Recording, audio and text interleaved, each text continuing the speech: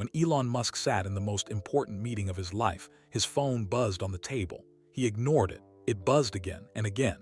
12 engineers stared as his phone kept lighting up with one name he hadn't seen in 7 years, Natasha, his ex-wife, the woman who vanished without explanation, the woman he'd spent months trying to find, the woman who broke his heart and disappeared like she never existed. Now, after 7 years of total silence, she was calling, on his birthday. With a voice note, Elon did something he never does, something that shocked everyone in that room. He pressed play on the voice message right there in the meeting. Her voice filled the silence. "Elon, it's me. I know you probably deleted my number, but there's something I never told you, something about the night I left, and today, on your birthday, you deserve to know the truth about." The message cut off at 47 seconds, right at the most important part. Elon's face went completely white.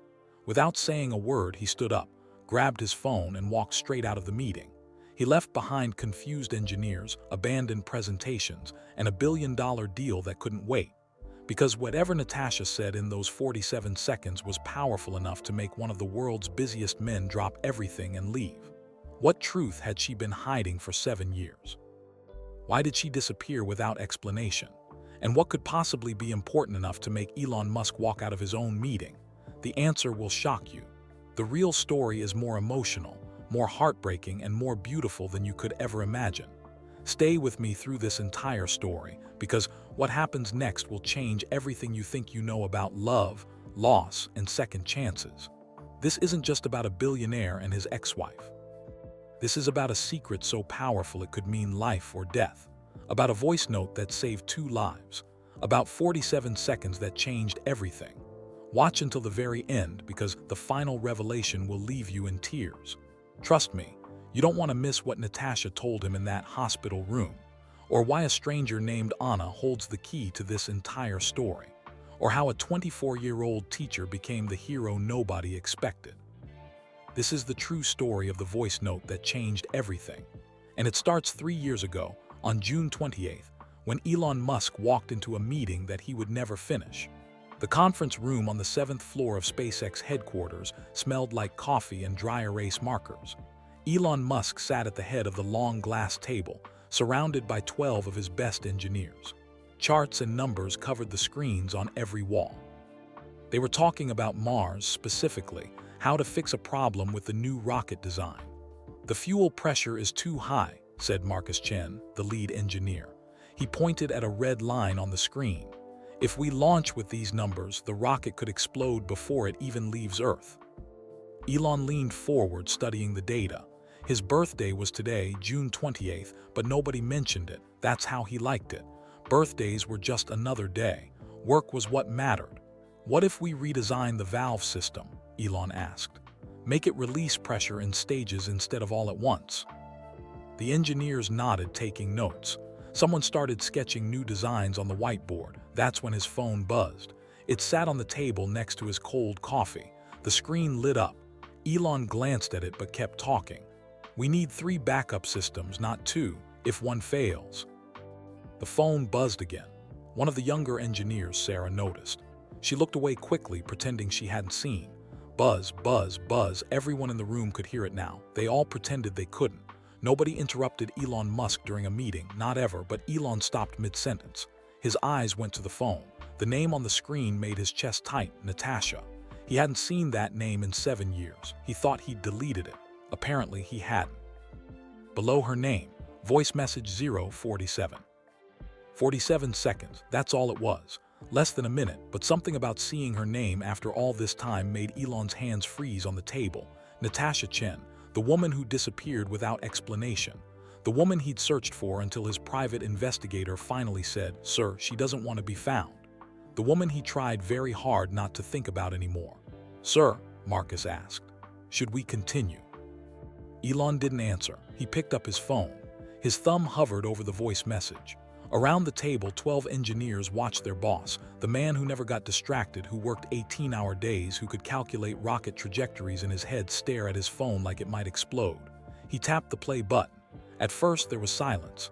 Then her voice came through the speaker, soft and familiar and wrong somehow. Tired, weak.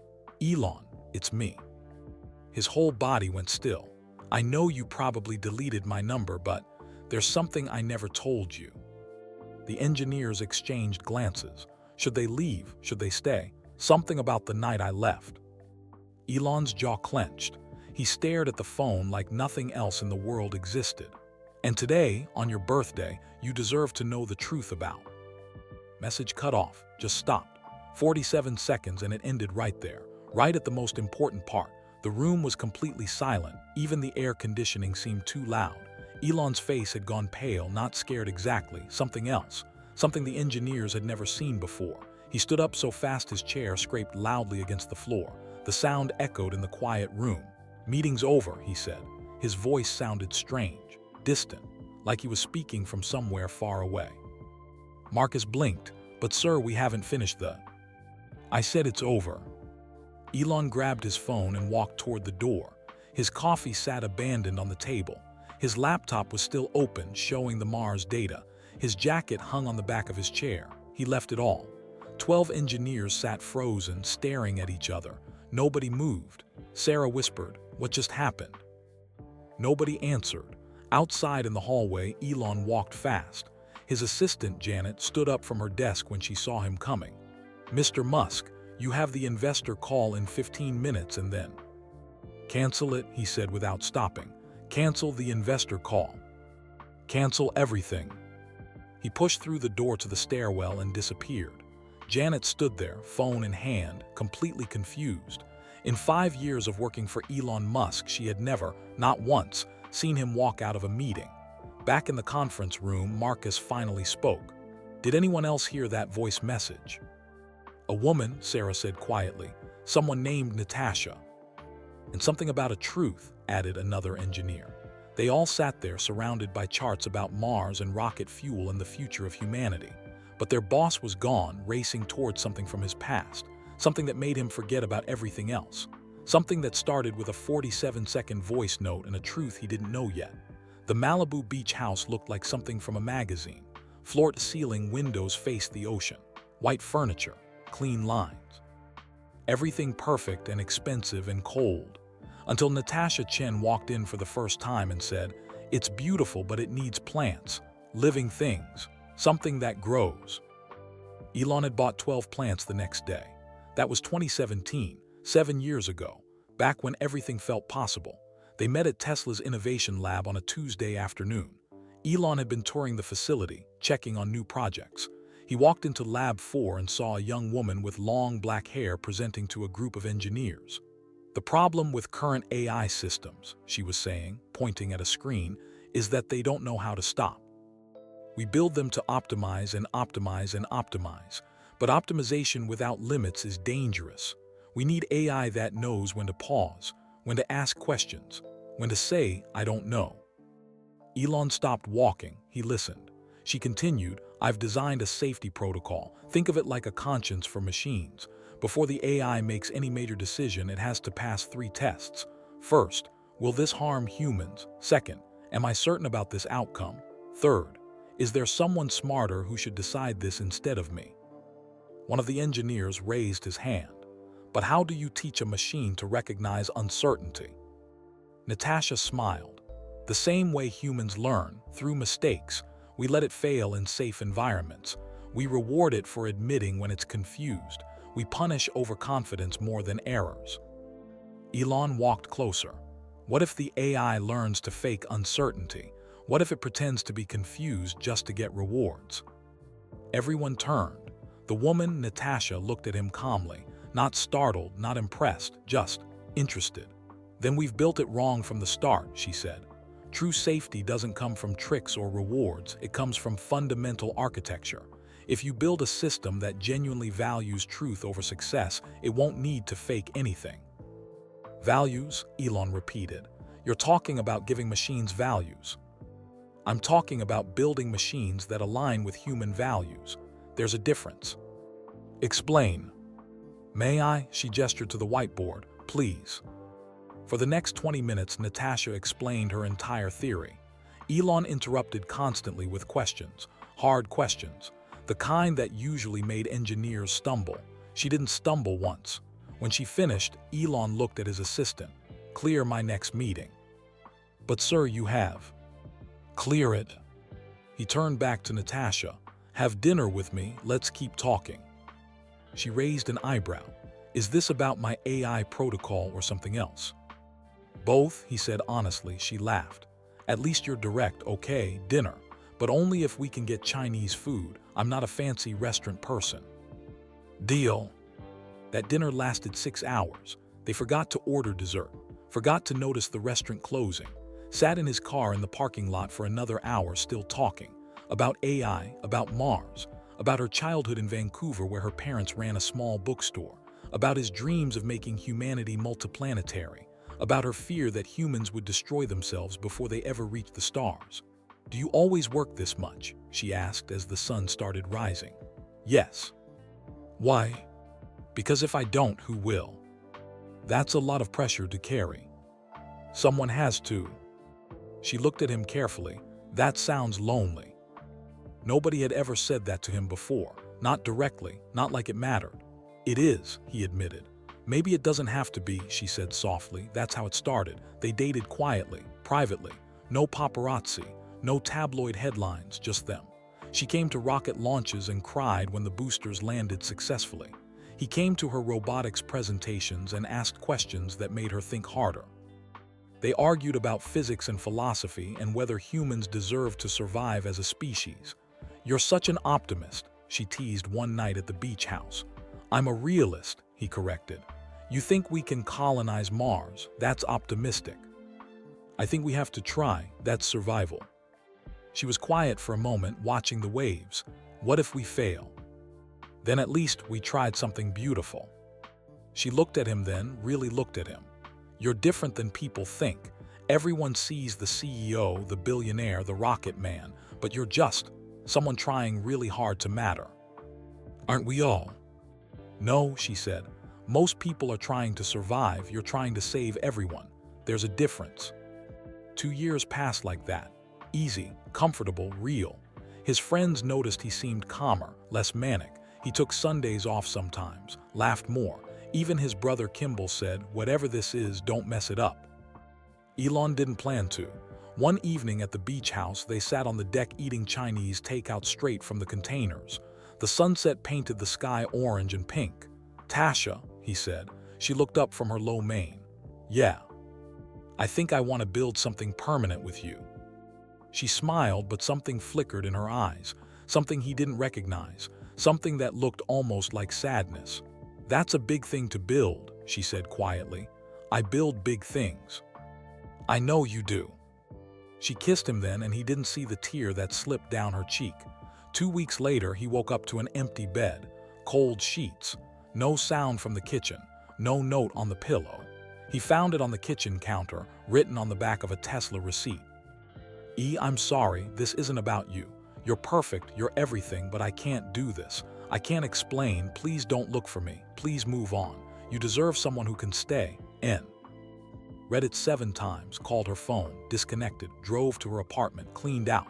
Management said she'd paid to break her lease early, asked mutual friends. Nobody knew anything, or if they did, they wouldn't say. He hired a private investigator, the best one in California. 3 months later, the investigator said, Sir, I've tracked her to Vancouver, but she's using legal means to stay hidden. She doesn't want to be found. I can push harder, but maybe you should respect her choice. Elon sat in his office for a long time after that call. Finally, he deleted her number from his phone, except apparently he hadn't, because 7 years later on his birthday, her name appeared on his screen, with a truth she'd never told him, a truth that made him walk out of the most important meeting of the week. A truth that started with the words, I was sick, really sick. Elon's private office at SpaceX was on the 8th floor. Small, plain, just a desk, a chair, and a window overlooking the parking lot. He didn't need fancy, he needed functional. He locked the door behind him. His hands were shaking slightly as he sat down in the leather chair. He stared at his phone like it might bite him. The voice message sat there waiting. 47 seconds that had already turned his whole day upside down. He needed to hear it again. All of it. Without 12 engineers watching him, Elon pressed play and closed his eyes. Natasha's voice filled the quiet office. Elon, it's me. I know you probably deleted my number, but I kept yours. I've wanted to call for 7 years. I've picked up the phone 1,000 times, but I was too scared, too ashamed. A pause, he could hear her breathing, uneven, difficult. Today, on your birthday, you deserve to know the truth about why I disappeared. It wasn't about us. It was never about us. You were perfect, you were everything I wanted, but I was sick, really sick. Another pause, longer this time. And I made a choice. I thought it was brave, but maybe it was just cowardly. I didn't want you to watch me die. I didn't want to become another weight on your shoulders, so I ran. I went home to Vancouver. I fought alone. And somehow, miraculously, I survived. Her voice cracked on the word survived. But it's back now, the sickness, it's back, and this time I'm not running. I'm at Mercy General Hospital in San Francisco, room 428. If you want to know everything, come. If you don't, I understand. Either way, happy birthday. You deserved better than a note on a counter. You deserve the truth. I'm sorry it took me 7 years to be brave enough to give it to you. Silence. The message ended. Elon sat perfectly still, sick. She'd been sick 7 years ago, sick enough to disappear, sick enough to think she was going to die. And now she was sick again. Room 428, Mercy General Hospital, San Francisco. His mind raced through possibilities. Cancer had to be cancer. What else made someone disappear like that? What else came back years later? He played the message again. This time, he listened to the spaces between her words. The way she breathed, the weakness in her voice, the exhaustion. She was really sick, not I have the flu sick, not I need rest sick, dying sick, and she'd called him.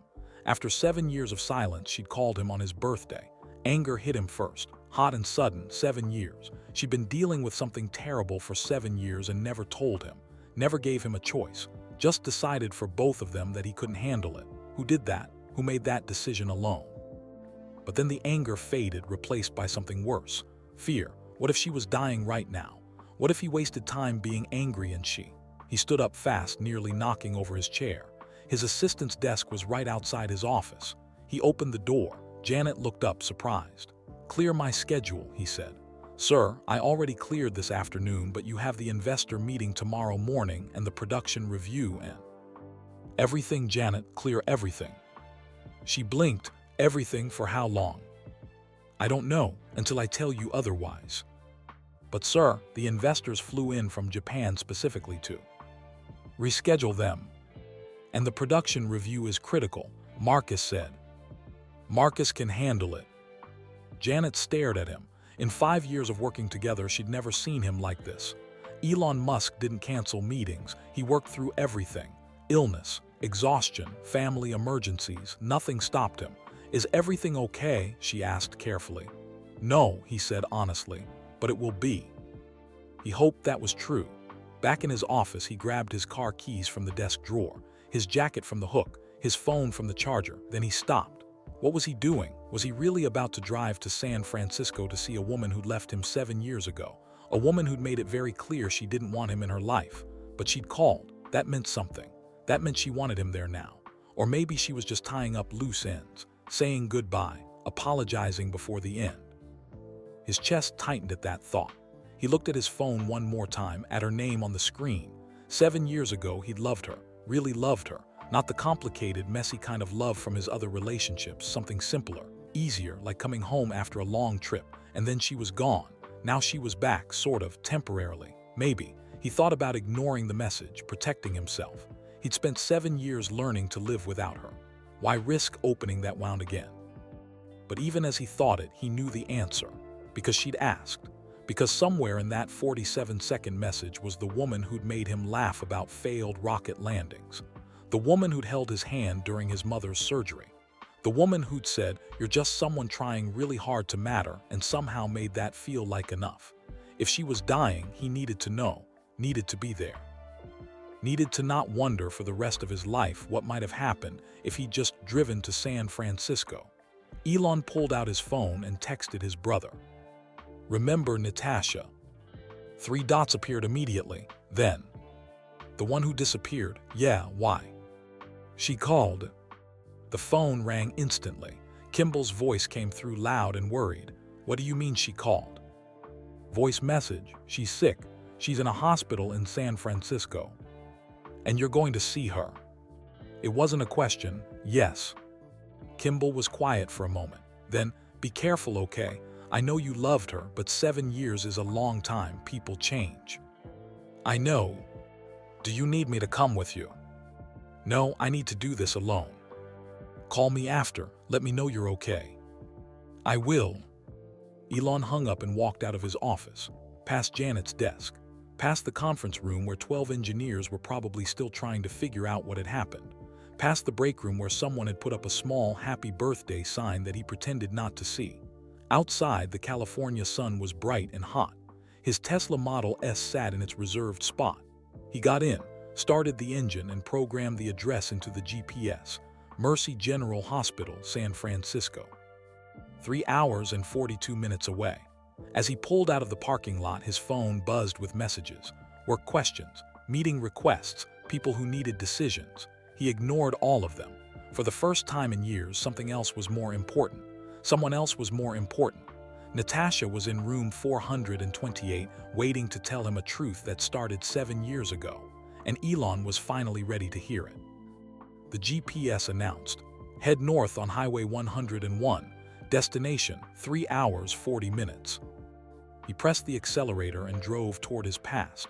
The highway stretched ahead like a gray ribbon. Cars moved slowly in the afternoon traffic. Elon sat in the driver's seat, hands at 10 and 2, watching the road but not really seeing it. Autopilot was engaged. The car drove itself, but he kept his hands on the wheel anyway. It made him feel like he was doing something, like he had control. He didn't have control, not of this. His phone sat in the cup holder, screen dark, silent. He turned off notifications. Whatever work emergency was happening could wait. That thought felt strange, foreign.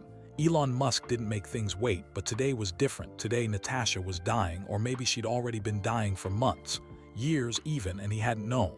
The traffic opened up as he left Los Angeles behind.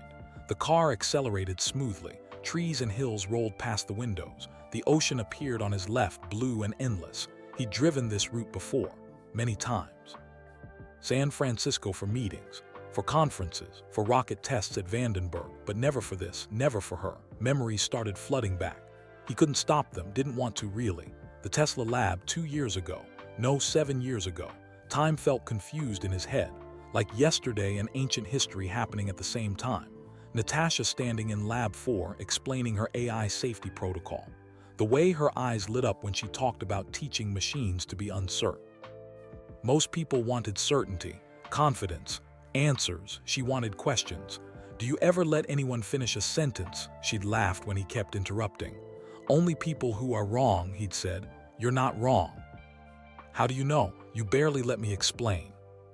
I can tell. I've heard 1,000 presentations. 99% are garbage. Yours isn't. She tilted her head, studying him. Do you always say exactly what you think? Yes. That must be exhausting for everyone around you. Probably. But she hadn't been exhausted by it. She'd laughed instead, actually laughed.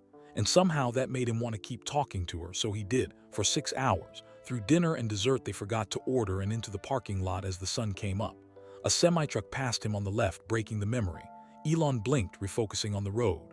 Highway signs announced, San Jose 87 miles, still over an hour away. Another memory surfaced, the Falcon 9 launch, night launch. Her first time watching. He'd brought her to Vandenberg Space Force Base, given her clearance, special viewing area. The countdown echoed across the facility, 10, 9, 8.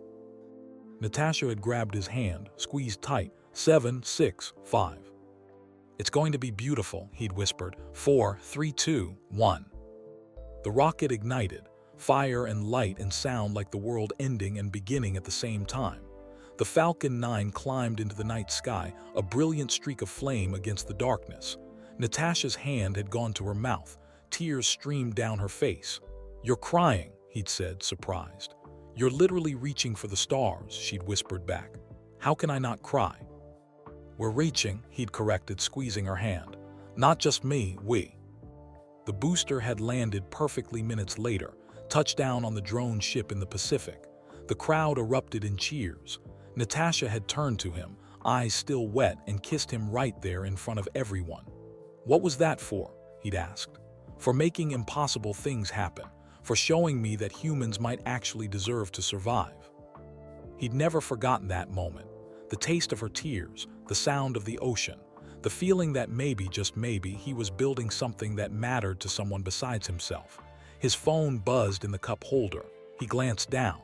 "Marcus, sir, we need your approval on the valve redesign. Can you review the specs?" Elon typed back one-handed, "Tomorrow, handle it without me." A long pause, then, "Are you okay?" "No, but I will be." He set the phone down again. San Jose appeared on the horizon. Tall buildings, traffic getting thicker, another memory. This one hurt, his mother's surgery. The hospital waiting room, she'd needed a procedure, not life-threatening but serious. Elon had been terrified in a way he rarely felt. His mother was strong, unbreakable, but sitting in that waiting room watching doctors in scrubs walk past, he'd felt small, helpless. Natasha had stayed with him, brought him terrible hospital coffee. Held his hand. "You don't have to stay," he'd said. "You have that presentation tomorrow." "I'm staying." "Tasha, you spend every day trying to save the world. Let me sit with you while you're scared. That's what people who love each other do." He'd looked at her then, really looked. "You love me." "Of course I love you, you brilliant idiot." He'd laughed despite everything. Then, surprising himself, he'd cried, just a little, just enough to feel human. She'd held him while he didn't say anything, didn't tell him it would be okay, just held him. His mother had been fine, the surgery went well, but Elon never forgot that moment in the waiting room, never forgot the feeling of someone seeing him scared and staying anyway. And then 2 months later, Natasha was gone. The note on the counter, the empty apartment. The disconnected phone, like she'd never existed, except she had existed, she'd been real. And now she was in a hospital room, sick again, asking him to come. His phone rang, not a text this time, an actual call, Kimball's name on the screen. Elon answered, "Yeah." "Where are you?" "About an hour out." "Have you thought about what you're going to say?" "No." "Elon." "What am I supposed to say, Kimball?" "Hi, remember me? Thanks for breaking my heart 7 years ago. Sorry you're dying." His brother was quiet for a moment, then gently, "Maybe start with 'I'm here.'" Elon's throat felt tight.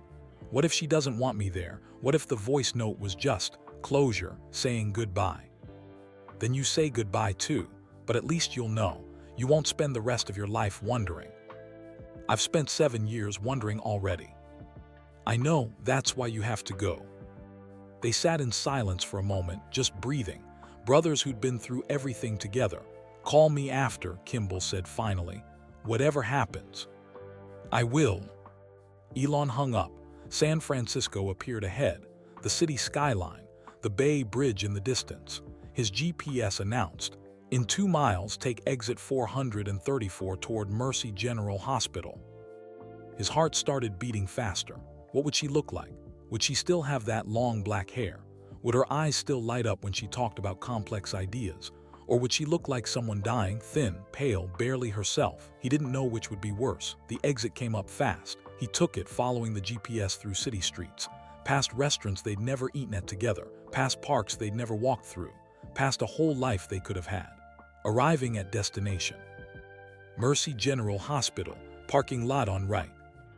The hospital loomed ahead, tall, white, sterile-looking, windows reflecting the afternoon sun. Somewhere inside, in room 428, Natasha was waiting. Elon pulled into the parking lot, found a space near the entrance, put the car in park, but he didn't get out, not yet. He sat there, hands still on the wheel, staring at the hospital entrance. What if she was dying right now? What if he walked in and it was too late? What if he walked in and she said she didn't want him there after all? What if? His phone buzzed, a text from an unknown number. "I saw your car pull in. I'm watching from my window, 4th floor, East Wing, room 428. Come up, please, N." She was watching, waiting. For 7 years, he'd imagined what he'd say if he ever saw her again. 7 years of imagined conversations, arguments, demands for answers. But now, sitting in this parking lot, all those rehearsed words disappeared. Only one thing mattered. She'd asked him to come, and he was here. Elon turned off the car, pocketed his keys, opened the door. The hospital air smelled like antiseptic and fear. He walked toward the entrance, past people in wheelchairs, past worried families, past doctors in white coats. The elevator doors opened. He stepped inside. 4th floor, he said to no one. The elevator climbed. His reflection stared back at him from the metal doors. He looked tired, scared, human. The doors opened. A sign pointed right, rooms 400, 450. His legs moved automatically. Left foot, right foot, down the hallway, room 424. Room 426. Room 428. He stopped. The door was closed, no window, just a number and a small nameplate in Chen. Elon raised his hand to knock, then froze. Beyond this door was the truth, the reason she left, the reason she called, the reason his heart had felt half empty for 7 years. Beyond this door was Natasha, sick, dying, but here he knocked twice, softly. A voice from inside, weak but unmistakable, "Come in." Elon pushed open the door and saw her. The first thing Elon noticed was how small she looked. Natasha sat propped up in the hospital bed, surrounded by white pillows and white sheets. An IV drip connected to her left arm. Monitors beeped quietly beside her. The afternoon sun came through the window, making everything look washed out and fragile. She wore a pale blue hospital gown. Her long black hair was gone, cut short, pixie style. Dark circles shadowed her eyes. Her cheekbones stood out sharp against pale skin, but her eyes, those dark, intelligent eyes, were exactly the same. They found his across the room and held. "Hi, E," she said softly. Elon stood frozen in the doorway, his hand still on the handle, his brain trying to process what he was seeing. This was Natasha, but also not Natasha, like seeing a photograph that had faded in the sun. The outline was right. The details were wrong. 7 years, Tasha, he finally said. His voice came out rougher than he meant. "I know," she gestured weakly to the chair beside her bed. "Will you sit, please?" He stepped inside and let the door close behind him. The room was small. Just the bed, one chair, a small table with flowers in a vase. Get well cards lined the windowsill. Elon sat down in the chair. Up close he could see more. The way her hands trembled slightly, the medical bracelet on her wrist, the exhaustion that seemed to live in her bones. "You look different," she said, a tiny smile touching her lips. "So do you." "I had cancer, it changes things." "Had past tense." Her smile faded. Have, it's complicated. Silence filled the space between them. Not comfortable like it used to be. Painful, full of 7 years of questions. "Why didn't you tell me?" Elon asked. The words came out sharp, angry. He didn't try to soften them. Natasha looked down at her hands. "Because I was scared. Of dying. Of making you watch." He leaned forward, elbows on his knees. "That wasn't your choice to make. We were together. You don't just disappear because things get hard." "I know that now." "Now, after 7 years, you know that now." She met his eyes again. Tears gathered in hers but didn't fall. "I was 28 years old. I got diagnosed with acute myeloid leukemia 3 weeks before I left. The doctors said I had a 30% chance of surviving 5 years. 30%. And I watched you with your mother during her surgery. I saw how terrified you were, how helpless you felt. So you decided I couldn't handle it. I decided you were carrying enough.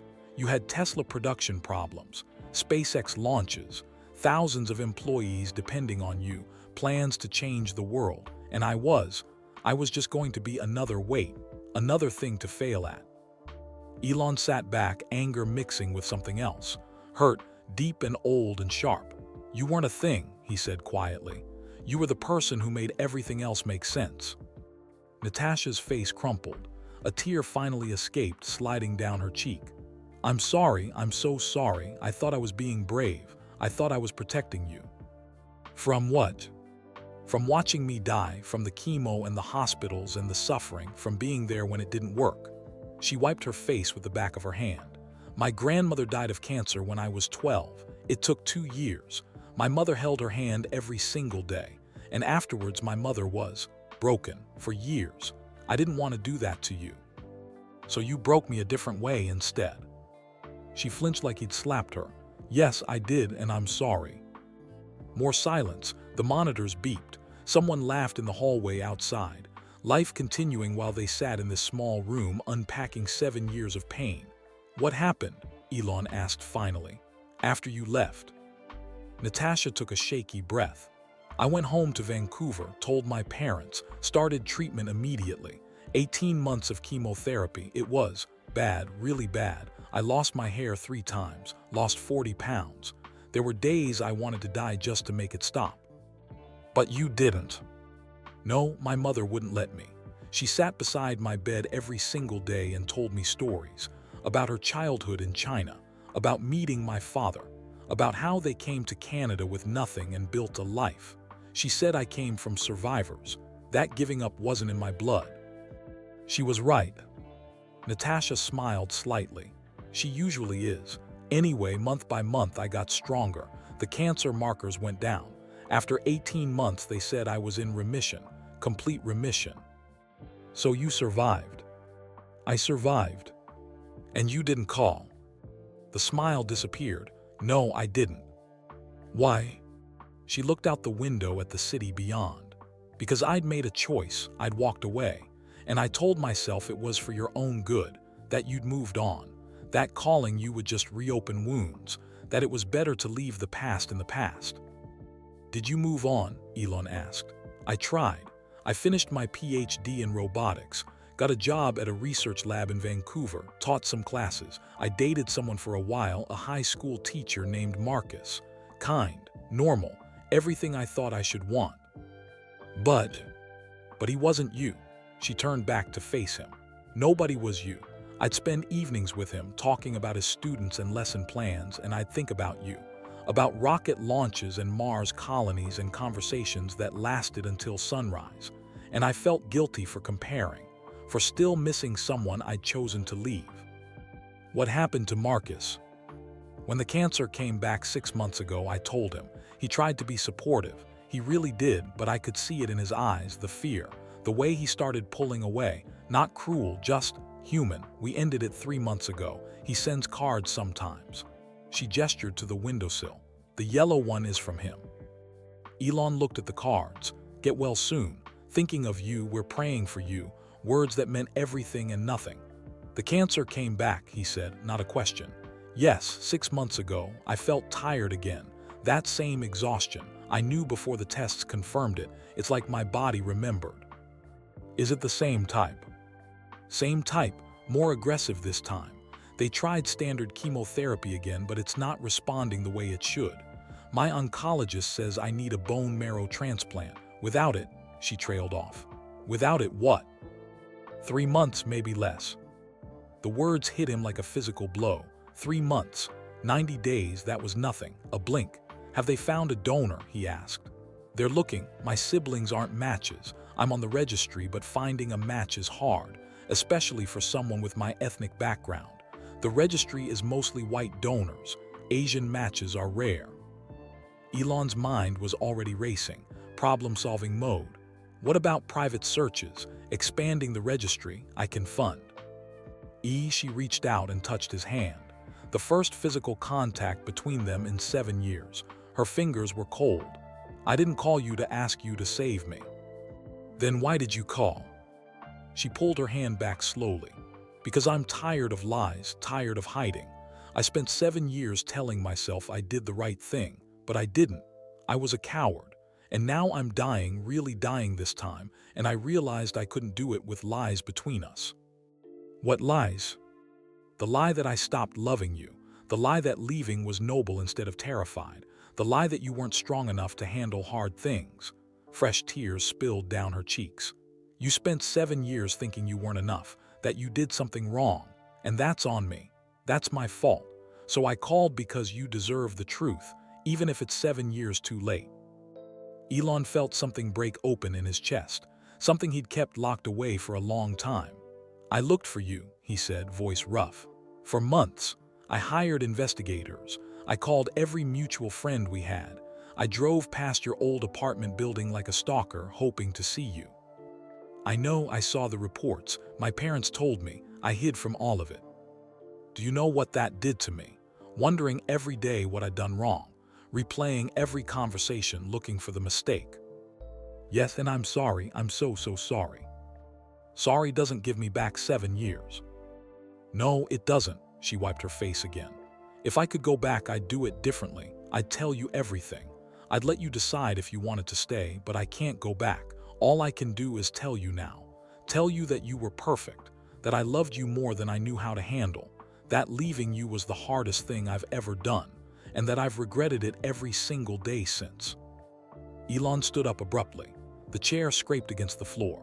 He walked to the window, hands shoved in his pockets, staring out at the city. San Francisco spread below, cars and buildings and people living their normal lives, while up here in room 428 his entire past was rewriting itself. She hadn't stopped loving him. She'd been sick, scared, trying to protect him in the worst possible way. It didn't make it okay, didn't erase 7 years of hurt. But it made it make sense. "What do you want from me?" he asked without turning around. "Why call me now?" "I don't want anything. I just wanted you to know the truth before She stopped. "I wanted you to know. Before you die." "Yes." He turned around, looked at her, really looked, past the sickness and the hospital gown and the 7 years of silence. She was still Tasha, still the woman who'd cried at rocket launches and held his hand in waiting rooms and made him feel human, and she was dying. "I'm not going to let that happen," he said. No, listen to me. You made decisions without me 7 years ago. You don't get to do that again. If you're fighting this, I'm fighting with you. If they need a donor, I'm getting tested. If they need money for treatment or research or whatever, I'm paying. You don't get to push me away this time. It's not your responsibility." "I don't care about responsibility." He walked back to the bed, sat down in the chair, took her hand in both of his. "You were my person, Tasha. Before everything else, before all the noise, you were the one who made me feel like maybe I was enough exactly as I was. I'm not losing you twice." She stared at him, tears flowing freely now. "What if it doesn't work? What if I die anyway?" "Then I'll be there, holding your hand, like I should have been 7 years ago. But we're not starting with dying, we're starting with fighting." "I'm so tired of fighting." "I know, so let me fight for you." Natasha squeezed his hand weakly. "You really want to do this? Watch me be sick, watch me suffer."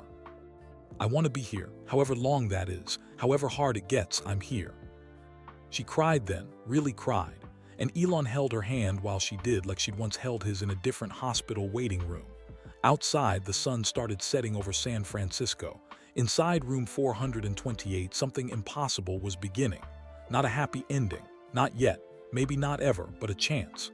A choice, a promise to face whatever came next together, and for now that was enough. Night settled over the hospital. The room grew darker except for the soft glow of monitors and the light from the hallway seeping under the door. A nurse had come in twice to check Natasha's vitals. Both times she'd smiled at Elon and said nothing about visiting hours being over. He hadn't moved from the chair beside the bed. Natasha looked exhausted from crying. Her eyes were red and puffy, but something in her face seemed lighter, like putting down a heavy weight she'd been carrying for years. "Tell me everything," Elon said quietly. "From the beginning, I want to know all of it." She shifted slightly in the bed, wincing. "It's not a pretty story." "I don't need pretty, I need true." She nodded slowly. "Okay, the beginning, 8 years ago I started feeling tired. Not normal tired, the kind where you sleep 10 hours and wake up exhausted. I blamed it on work.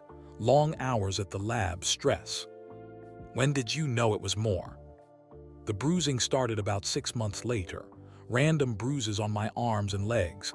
I'd find them and not remember bumping into anything. Then came the fevers, night sweats. I'd wake up drenched, sheets soaked through." Elon's jaw tightened, but he stayed quiet, let her continue. "I finally went to the doctor. They did blood work, called me back the next day. That never happens unless it's bad." She paused, remembering. "The doctor said my white blood cell count was extremely high, that I needed to see a specialist immediately. Within 3 days, I was sitting in an oncologist's office getting the diagnosis."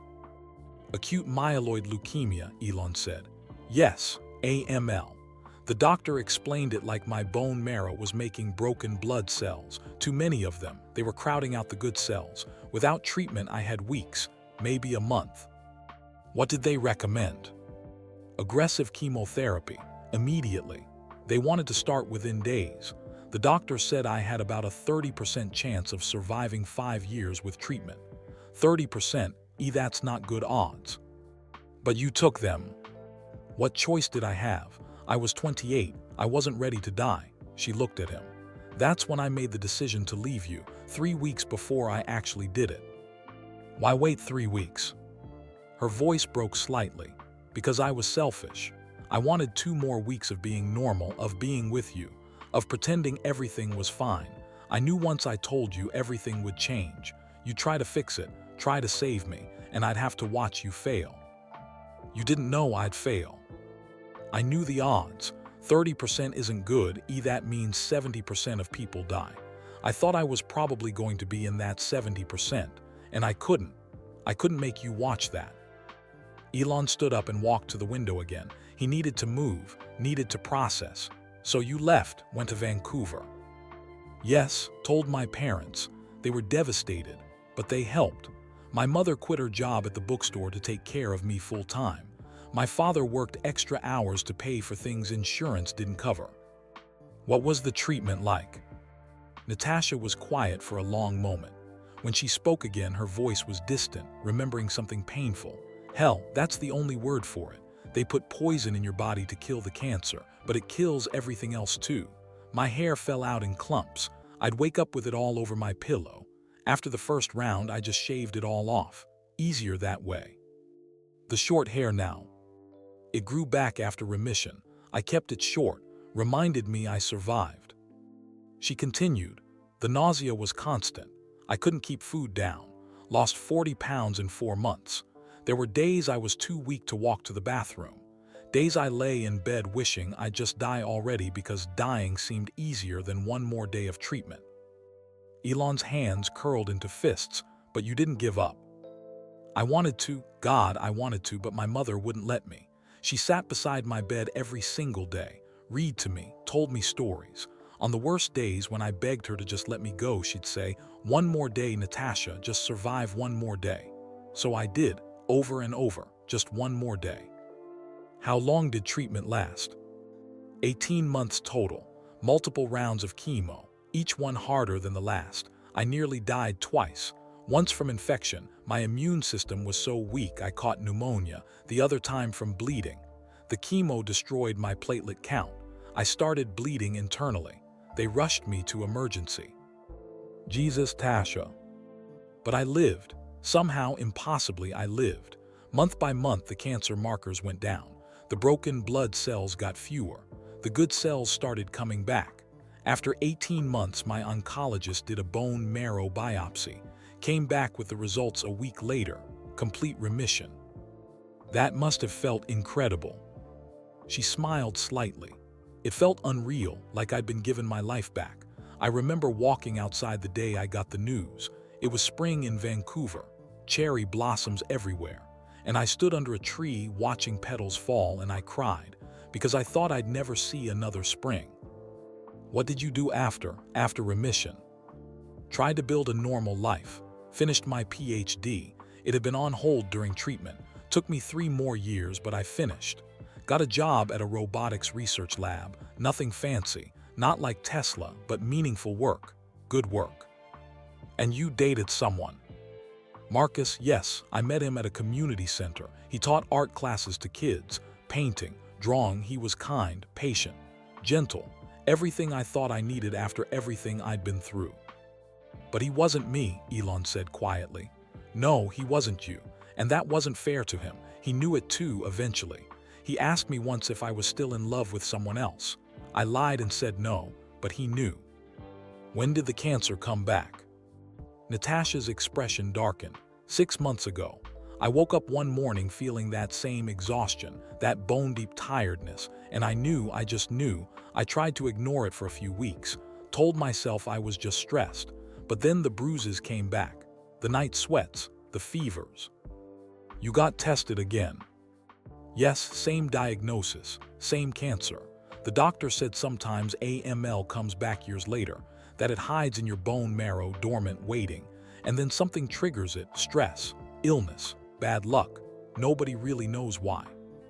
What did the doctors say this time? That standard chemotherapy probably wouldn't work as well, that my body had been through it before, that the cancer cells were likely resistant now, that I needed a bone marrow transplant, a donor. And they started searching. Yes, they tested my siblings first. I have 2 brothers. Neither was a match, not even close, so they put me on the national registry. That was 4 months ago. Have they found any potential matches? 3. Over the past 4 months, they've found 3 potential donors who were partial matches. The first one backed out, got scared of the surgery. I don't blame him. Donating bone marrow is painful. It's a real operation with real risks. He decided he couldn't do it. And the second failed the medical screening. They found out he had a heart condition, too risky for him to undergo anesthesia, so they disqualified him. The third being tested now. We should know within the week if he's a strong enough match, if his HLA markers line up with mine.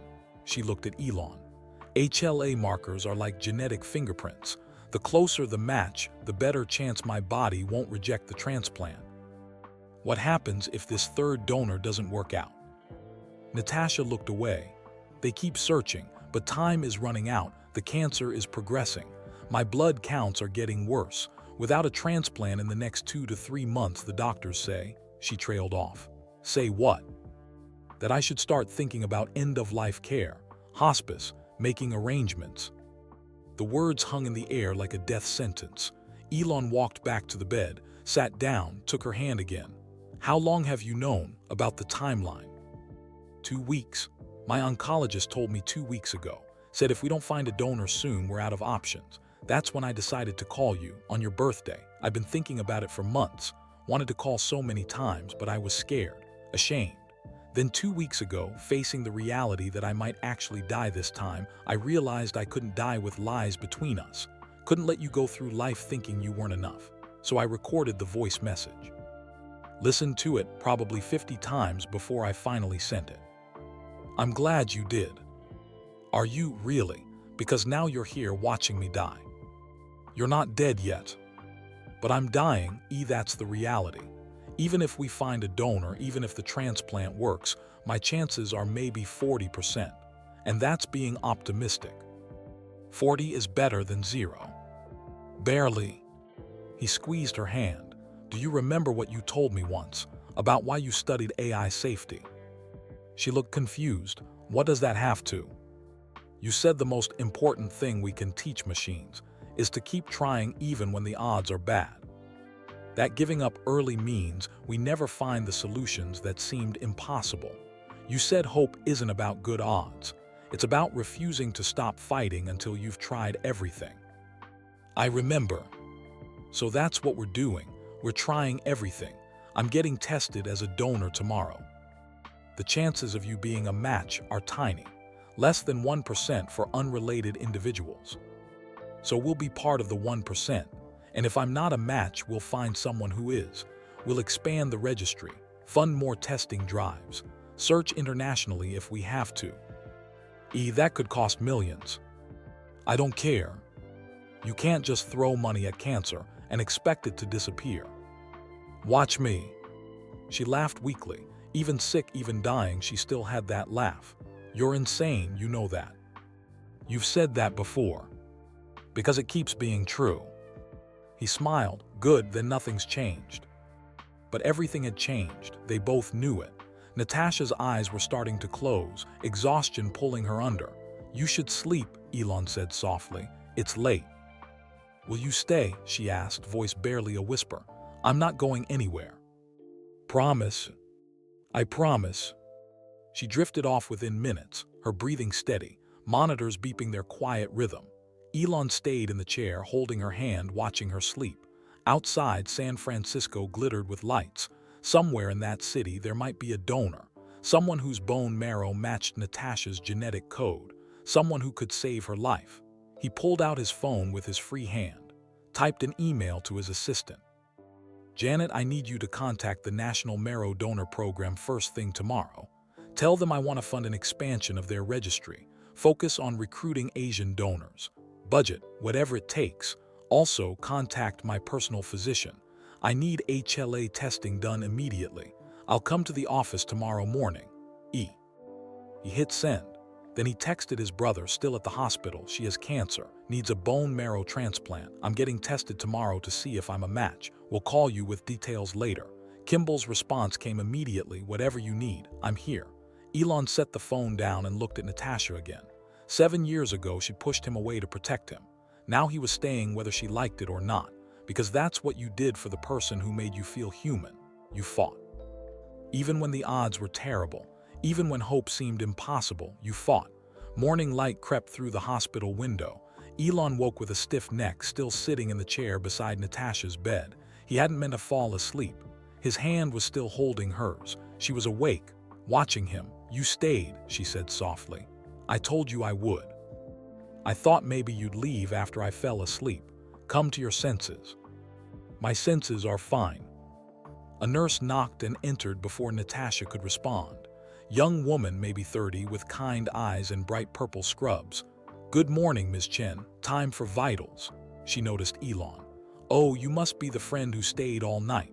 There's a cafeteria on the second floor if you want coffee. It's terrible, but it's caffeine."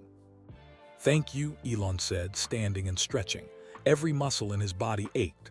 The nurse checked Natasha's blood pressure, temperature, oxygen levels, wrote numbers on a chart. "Dr. Patel will be in around 9 for rounds. You doing okay this morning?" "Tired," Natasha admitted. "That's normal, your body's working hard." The nurse smiled at them both and left. Elon looked at his phone, 6:30 in the morning. His inbox had exploded overnight. 47 unread emails, 12 missed calls, work demanding his attention. He ignored all of it. "I need to make some calls," he said to Natasha. "I'll be right outside. Do you need anything?" "I'm okay." He stepped into the hallway, found a quiet corner near a window overlooking the city, called his personal physician first. "Dr. Morrison, it's Elon Musk." "Mr. Musk, I got your email from your assistant. You need HLA testing." "Yes, immediately. How fast can we do it?" "I can have a lab tech at your location within the hour for blood draw. Results take 3 to 5 days typically." "Can we speed that up?" "I can call in favors, maybe get it down to 2 days, but the testing itself takes time. There's no rushing the science." "Do whatever you can. I'm at Mercy General Hospital, 4th floor. I'll be here." "I'll arrange it. Mr. Musk, may I ask?" "It's personal." "Of course, I'll have someone there within the hour." Next call was to his assistant, Janet. "Mr. Musk, thank God. Everyone's been trying to reach you. The investors from Japan are furious about the cancellation. Marcus needs approvals on the valve redesign. There's a production issue at the Fremont plant that—" Janet, stop. She stopped. "I need you to listen carefully. I'm not coming back to the office today. Maybe not tomorrow either. Handle the investors. Tell Marcus to make the decisions himself. Forward the production issues to the operations team." "But sir..." "This is important, Janet. More important than meetings or production schedules. I need you to trust me." Silence on the other end. Then quietly, "Is everything okay?" "No, but it will be." "What do you need me to do?" "Contact the National Marrow Donor Program. I want to set up a meeting with their director. Today, if possible. Tell them I want to fund a major expansion of their registry, specifically recruiting Asian donors. Tell them money is no object." "How much are we talking?" "Start with 50 million, more if needed." He heard her sharp intake of breath. $50 million. "Yes. Also, create a fund. Call it the Natasha Chen Donor Fund. I want it focused on increasing bone marrow donor registration in underrepresented communities. Get our legal team to set up the structure." "The Natasha Chen Donor Fund," Janet repeated, writing it down. Is this personal?" "Very personal." "Okay, I'll handle it. Anything else?" "Clear my calendar for the next week. Everything, I don't care what it is. Even the board meeting on Friday." "Even that? Tell the board I have a family emergency." Do you have family in San Francisco?" Elon looked back toward Natasha's room. "Yes, I do." He hung up and called his brother next. Kimball answered immediately. "I've been worried. How is she?" "Sick, really sick. She needs a bone marrow transplant. I'm getting tested this morning to see if I'm a match." "What are the odds of you matching?" "Less than 1%. We're not related, different ethnicities. It's a long shot."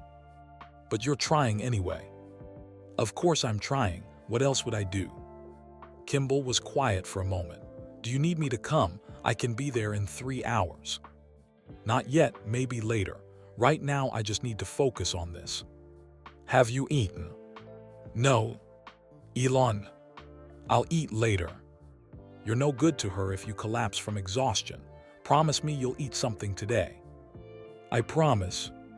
I mean it, real food, not just coffee. I know, thank you, Kimball. That's what brothers are for. Call me after you get the test results. Elon ended the call and stood at the window for a moment. The city was waking up below, people driving to work, living their normal lives, not knowing that up here on the 4th floor of Mercy General, someone was fighting for every extra day. He thought about Natasha's words from last night, about how she'd survived chemotherapy by telling herself just one more day over and over.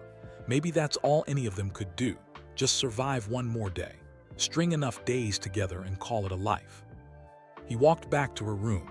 She was sitting up slightly, sipping water through a straw. She looked so small in that big hospital bed.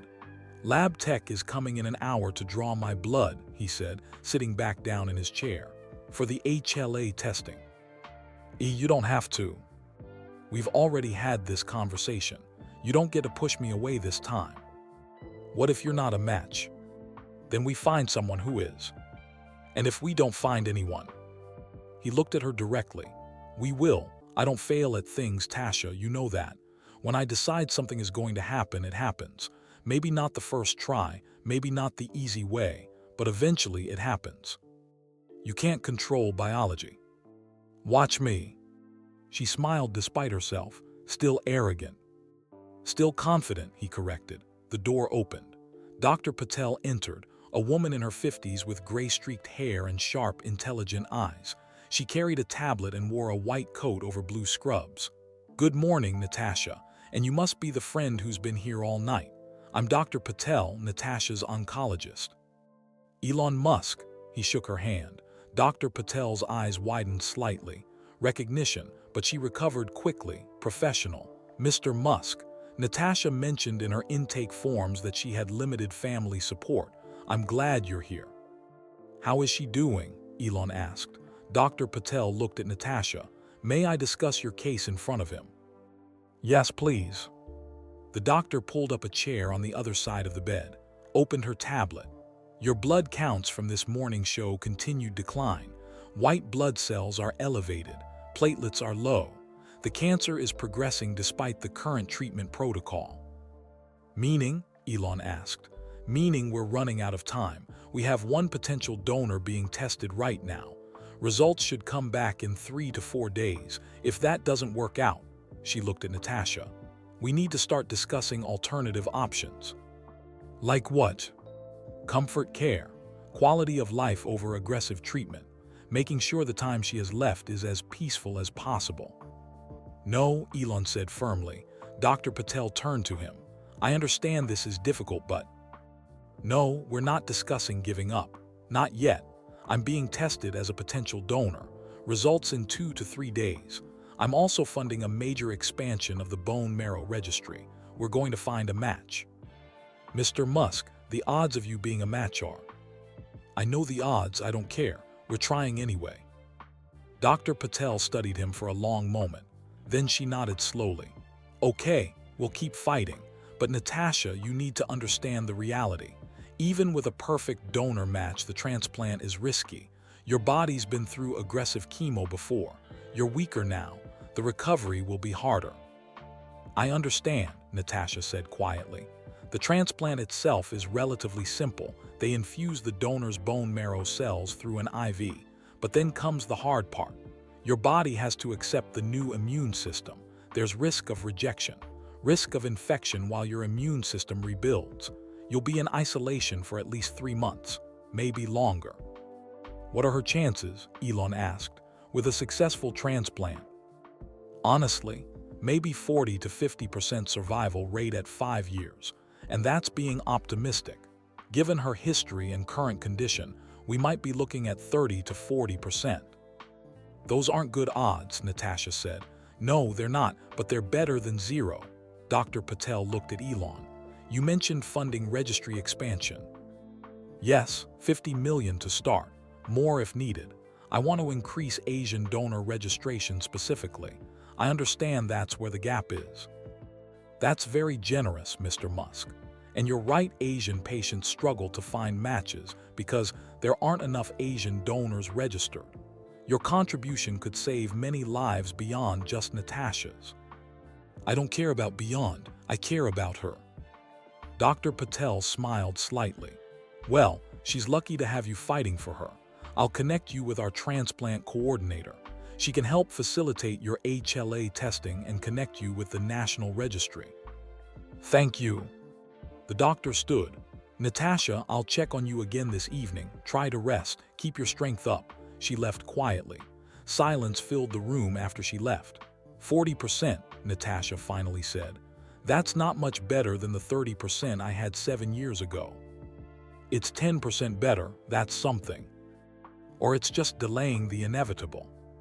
Stop, Elon leaned forward. Listen to me. 7 years ago you fought with 30% odds and won. You're going to fight again. And this time you're not fighting alone. This time I'm here. Your family is here. The best doctors are here. And we're going to find you a donor. What if we don't? We will. But what if? Tasha, he took both her hands. Do you remember what you told me the night we watched that rocket launch, when the booster almost didn't land? She thought back. I said sometimes the impossible happens. Exactly. Sometimes the impossible happens. Sometimes rockets land themselves. Sometimes electric cars actually work. Sometimes we find bone marrow matches against impossible odds. The universe isn't just math and statistics. Sometimes there's luck, chance, miracles. You don't believe in miracles. I believe in trying hard enough that miracles become possible. She laughed weakly. Tears slipped down her cheeks. You're still the most stubborn person I've ever met. Good, you're going to need stubborn. A knock on the door. A young man in scrubs entered carrying a medical kit. Mr. Musk, I'm here for your blood draw, for HLA typing. Perfect timing. Elon rolled up his sleeve. The tech worked efficiently, cleaned his arm, found a vein, drew several vials of blood, labeled them carefully. Results in 3 to 5 days, the tech said. We'll call you. 2 days, Elon corrected. Tell them it's urgent. Tell them I'm paying for rush processing. I'll let the lab know. After the tech left, Elon looked at the small bandage on his arm. Somewhere in those vials was the answer. Either his genetic code matched Natasha's or it didn't. Either he could save her or he couldn't. For someone who built rockets and electric cars and satellites, the helplessness was unbearable. Now what? Natasha asked. Now we wait. I hate waiting. Me too.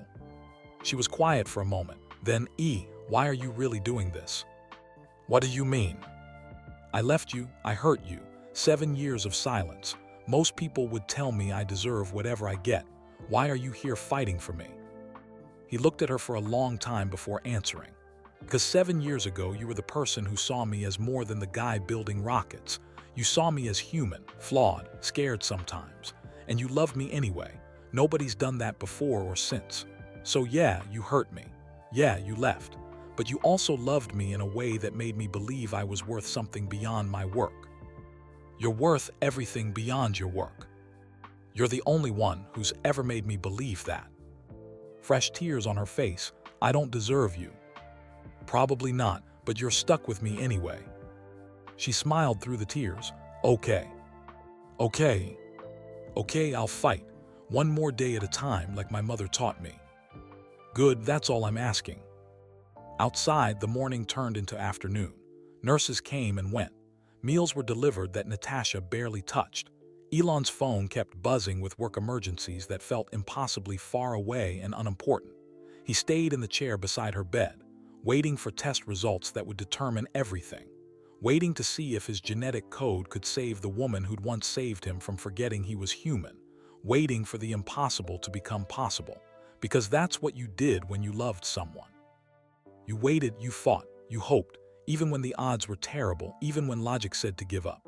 You hoped anyway. 5 days passed like 5 years.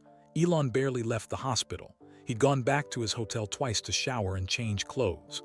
Both times he'd rushed back within an hour, afraid something might happen while he was gone. Janet had arranged for a small office space at the hospital, a conference room on the third floor that Elon could use for urgent calls. He took meetings from there. Video conferences about rocket designs and production schedules while his mind stayed on the fourth floor in room 428. Natasha grew weaker each day. The cancer was winning. Everyone could see it. Her parents had arrived from Vancouver on day 2. Her mother, Lynn, was a small woman with silver-streaked black hair and eyes exactly like Natasha's. She'd hugged Elon the moment she saw him. "You're the one," she'd said simply. "From the photos." "Yes, ma'am." She talked about you, even when she pretended she didn't. Her father, David, was quieter, tall for a Chinese man with glasses and careful hands. He'd shaken Elon's hand and said, "Thank you for coming. She needs you here." They took turns sitting with Natasha. Lynn in the mornings, David in the afternoons, Elon in the evenings and through the night. They developed a routine, a rhythm of waiting. On day 3, the results came back for the third potential donor from the registry. Dr. Patel had delivered the news with a sympathetic face. "I'm sorry, he's only a 6 out of 10 match, not strong enough. The risk of rejection would be too high." Natasha had taken it calmly, too calmly, like she'd expected it. Elon had walked out of the room and punched the wall in the hallway, hard enough that his knuckles bled, hard enough that a nurse had to bandage his hand. "Mr. Musk, you can't," the nurse had started. "I know, I'm sorry." But he wasn't sorry. He was furious. At the universe, at biology, at the fact that all his money and intelligence meant nothing against cancer and genetic codes that wouldn't line up. On day 4, Natasha developed a fever. They moved her to ICU for closer monitoring. Infection risk was high. Her immune system was barely functioning. Elon sat in the ICU waiting room with her parents. They didn't talk much. Just sat together in the fluorescent light, drinking bad coffee, waiting for updates. Lynn held a photo in her hands, small, wrinkled. She showed it to Elon. Natasha at maybe 5 years old. Gap-toothed smile, pigtails, holding up a drawing she'd made. "She always loved building things," Lynn said softly. "Even as a little girl, Legos, blocks, puzzles, always creating." "She still does," Elon said. "Her AI safety protocol was brilliant. She sees problems other people miss. She gets that from her father, the careful thinking. From me, she gets the stubbornness." Lynn smiled sadly. "Too stubborn sometimes, like when she decided to fight cancer alone. I was so angry when she told me. 'Why didn't you call me sooner?' I asked. She said she didn't want to worry me until she knew for sure, as if finding out later made it hurt less." "She does that," Elon said. "Makes decisions alone, thinks she's protecting people. She was trying to protect you too. When she left, she told me about you, about how scared she was to let you watch her suffer. I wish she'd let me choose." "So do I, but we can't change the past, only the present." Lynn squeezed his hand. "Thank you for being here now, for giving her a second chance at love before." She couldn't finish. "She's going to make it," Elon said firmly. "I hope so, I pray so, but if she doesn't," Lynn looked at him with ancient sadness in her eyes. "If she doesn't, I'm glad she got to see you again. Got to tell you the truth, she's been carrying that guilt for 7 years. At least now she can rest knowing you understood." Elon's throat felt tight. "She's not resting yet, we're still fighting." "I know, and I'm grateful." On day 5, this morning, they'd moved Natasha back to her regular room. The fever had broken. She was stable again, weak but stable. Now it was afternoon, almost 3 o'clock. 5 days since the blood draw. Elon sat in his usual chair beside her bed. She was sleeping. She slept most of the time now, her body conserving energy for the fight it was losing. His phone rang. Dr. Morrison's name on the screen. Elon's heart stopped. He stepped into the hallway, hands shaking as he answered. "Dr. Morrison." "Mr. Musk, I have your HLA typing results." And a long pause, too long. "I'm sorry, Mr. Musk. You're not a match, not even a partial match. Your HLA markers don't align with Ms. Chen's in any significant way." The words hit like a physical blow. Elon leaned against the wall. "You're certain?" "Yes, I had them run it twice to be sure. I'm very sorry. I know this isn't the news you were hoping for." "Thank you for calling." Elon hung up. He stood in the hallway for a long time. People walked past. Doctors, nurses, visitors, everyone going somewhere, everyone with purpose. He had no purpose right now, no next move. No solution for all his rockets and electric cars and plans to colonize Mars. He couldn't save the one person who mattered most. His phone buzzed. A text from Kimball, any news? Elon typed back, not a match. 3 dots appeared, then, I'm so sorry. What now? I don't know. Elon pocketed his phone and walked to the elevator, pressed the button for the ground floor. He needed air, needed to think. The hospital cafeteria was nearly empty at this hour, between lunch and dinner. Just a few tired-looking people scattered at tables. Elon bought coffee he didn't want and sat by the window. His mind raced through options. The registry was still searching, but how long would that take? He could fund more testing drives, but would they find someone in time? He could contact international registries, but the logistics, he could.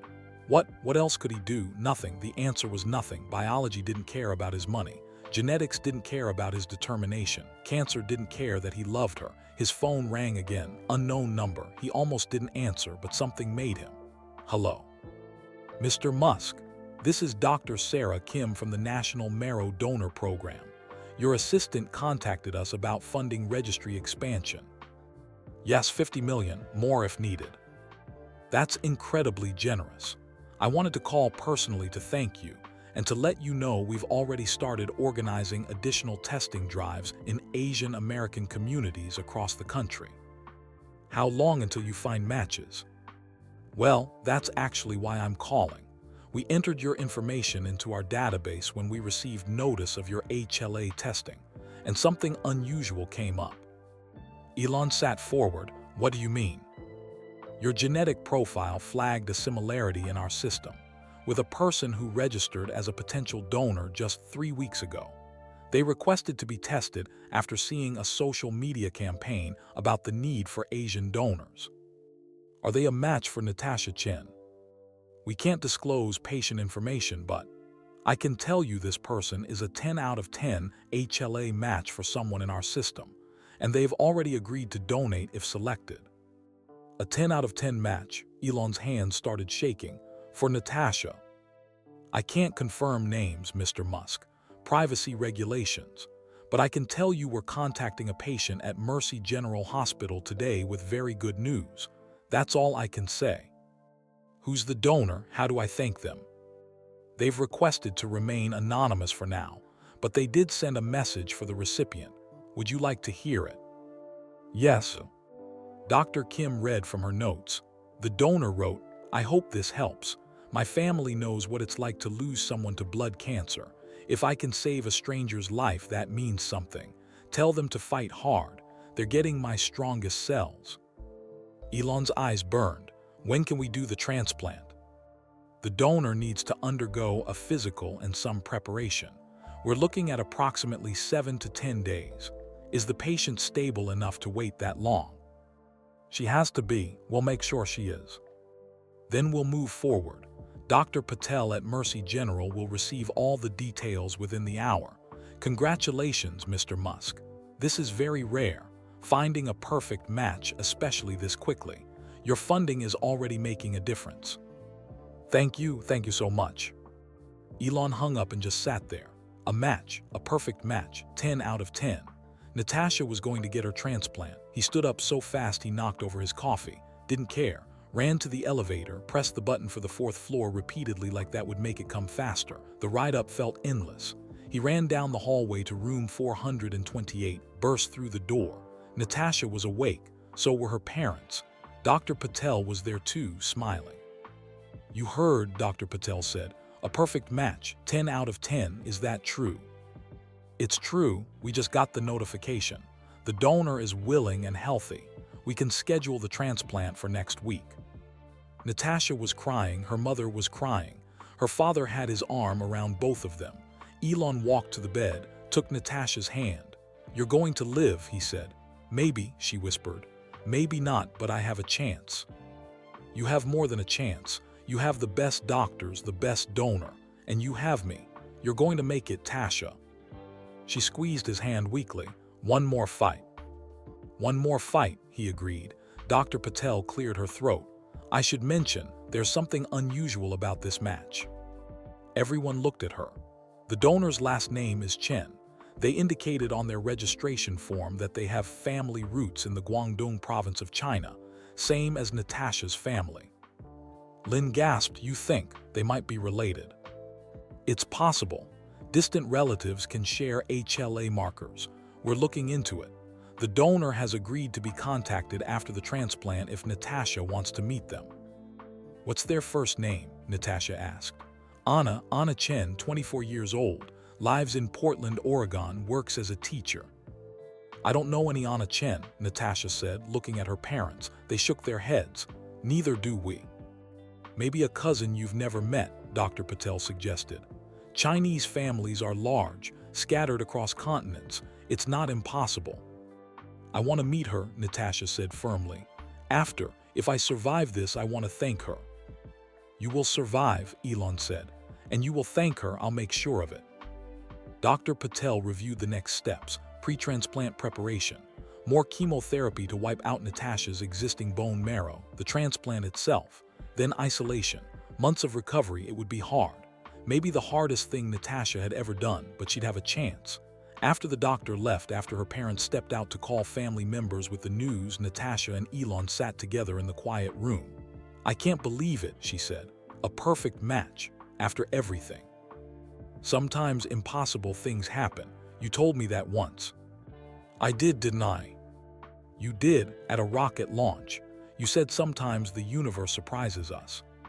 She smiled. I'm scared, E. I know. What if my body rejects it? What if I don't survive the transplant? Then I'll be there holding your hand, but you're going to survive. I know you are. How can you know? Because you're the strongest person I've ever met. You survived cancer once. You survived losing everyone you loved. You survived 7 years of carrying guilt that wasn't yours to carry. This is just one more thing, and you're going to beat it. One more day, she whispered. That's what my mother always said. One more day, Elon agreed. And then another, and another, until suddenly it's been a year, then 5. Then you're old and gray and telling your grandchildren about that time you beat cancer twice. She laughed wetly. Grandchildren. Why not? You're going to live, Tasha, really live. Everything you missed for 7 years, everything you thought was gone, it's still there, still possible. You just have to fight for it one more time. Will you be here through all of it? Every single day. Even when I'm sick from chemo, even when I'm angry and scared and impossible. Especially then. She closed her eyes. Fresh tears escaped. I don't deserve you. Stop saying that. We deserve each other. The messy, complicated, scared, stubborn parts, all of it. Okay, she breathed. Okay. Outside, the sun was setting over San Francisco, painting the sky orange and pink. Inside room 428, 2 people sat together, holding hands, facing an uncertain future. But for the first time in days and years, really, that future felt possible, scary, difficult, maybe painful, but possible. And sometimes possible was enough. 6 weeks later, Natasha looked like she was dying. She wasn't, at least not according to the medical charts, but she looked like it. The pre-transplant chemotherapy had been brutal. Worse than before, she'd said. They had to completely destroy her existing bone marrow to make room for the new cells. That meant destroying her immune system, making her body vulnerable to everything. Her hair had fallen out again. All of it this time, eyebrows, eyelashes, everything. She'd lost more weight. Her arms were thin as branches. Her face was all sharp angles and hollow spaces, but she was alive, fighting, one more day at a time. The transplant itself had been anticlimactic. Elon had expected something dramatic, surgery, machines, drama. Instead, it was just an IV bag filled with Anna Chen's bone marrow cells. They'd hung it on the pole beside Natasha's bed and let it drip slowly into her veins over several hours. That's it, Elon had asked Dr. Patel. That's it. The real work happens inside her body over the next 100 days. The new cells have to travel to her bone marrow, set up shop, start producing healthy blood cells, and her immune system has to not attack them. What are the odds of rejection? With a 10 out of 10 match, better than average, maybe 70% acceptance rate, but there are no guarantees. 70%, that meant 30% chance of failure, but it was better than the odds she'd had before, so they took it. That had been 3 weeks ago. Now Natasha was in isolation, a special room with filtered air and strict protocols. Everyone who entered had to wear a gown, gloves, mask, and shoe covers. The tiniest infection could kill her. Elon was there every day, sometimes twice a day. He'd learned to hate the smell of hospital soap and the sound of monitors beeping and the way the fluorescent lights made everything look cold and lifeless. But he came anyway. This afternoon, he sat in his usual chair, fully gowned, looking like he was about to perform surgery instead of just hold someone's hand. Natasha was awake but exhausted. She was always exhausted now. "Tell me something," she said, voice barely above a whisper. "About what?" "Anything, something not about hospitals or cancer or blood counts. Something normal." Elon thought for a moment. "Okay, the new Falcon Heavy launch is scheduled for next month. We're sending satellites to help with global internet coverage. Should reach areas that have never had reliable connection before." "That's good, that matters." "It does, but it's also just work, not very interesting." "It's interesting to me, tell me more." So he did. He talked about rocket designs and orbital mechanics and the Mars timeline, things he'd normally save for engineers and board meetings. But Natasha listened like it was the most fascinating thing in the world, like she was remembering what it felt like to care about something beyond survival. "Do you think we'll make it?" she asked suddenly. "To Mars, I mean. Do you think humans will actually get there?" "Yes, I know we will." "How can you be so sure?" "Because giving up isn't an option. We'll fail 100 times. We'll lose money and rockets and probably some people along the way. But eventually, we'll figure it out. That's what humans do. We keep trying until the impossible becomes possible. Like finding a perfect bone marrow match." "Exactly like that."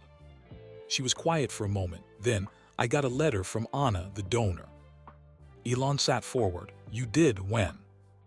"This morning. The transplant coordinator brought it. She said Anna wanted me to have it now during recovery, to give me something to fight for." "What did it say?" Natasha reached for the letter on her bedside table. Her hands shook as she unfolded it. The handwriting was neat, careful. She read aloud. "Dear Natasha, my name is Anna Chen. I'm the person whose bone marrow is now living inside you. That's a weird sentence to write, but it's true. I wanted to tell you my story. Maybe it will help. When I was 12 years old, my older sister Jennifer got sick, leukemia, just like you. We all got tested to see if we could donate. None of us matched. Not me, not our parents, not our other sibling. We searched the registry. No matches there either. Jennifer died 6 months after diagnosis.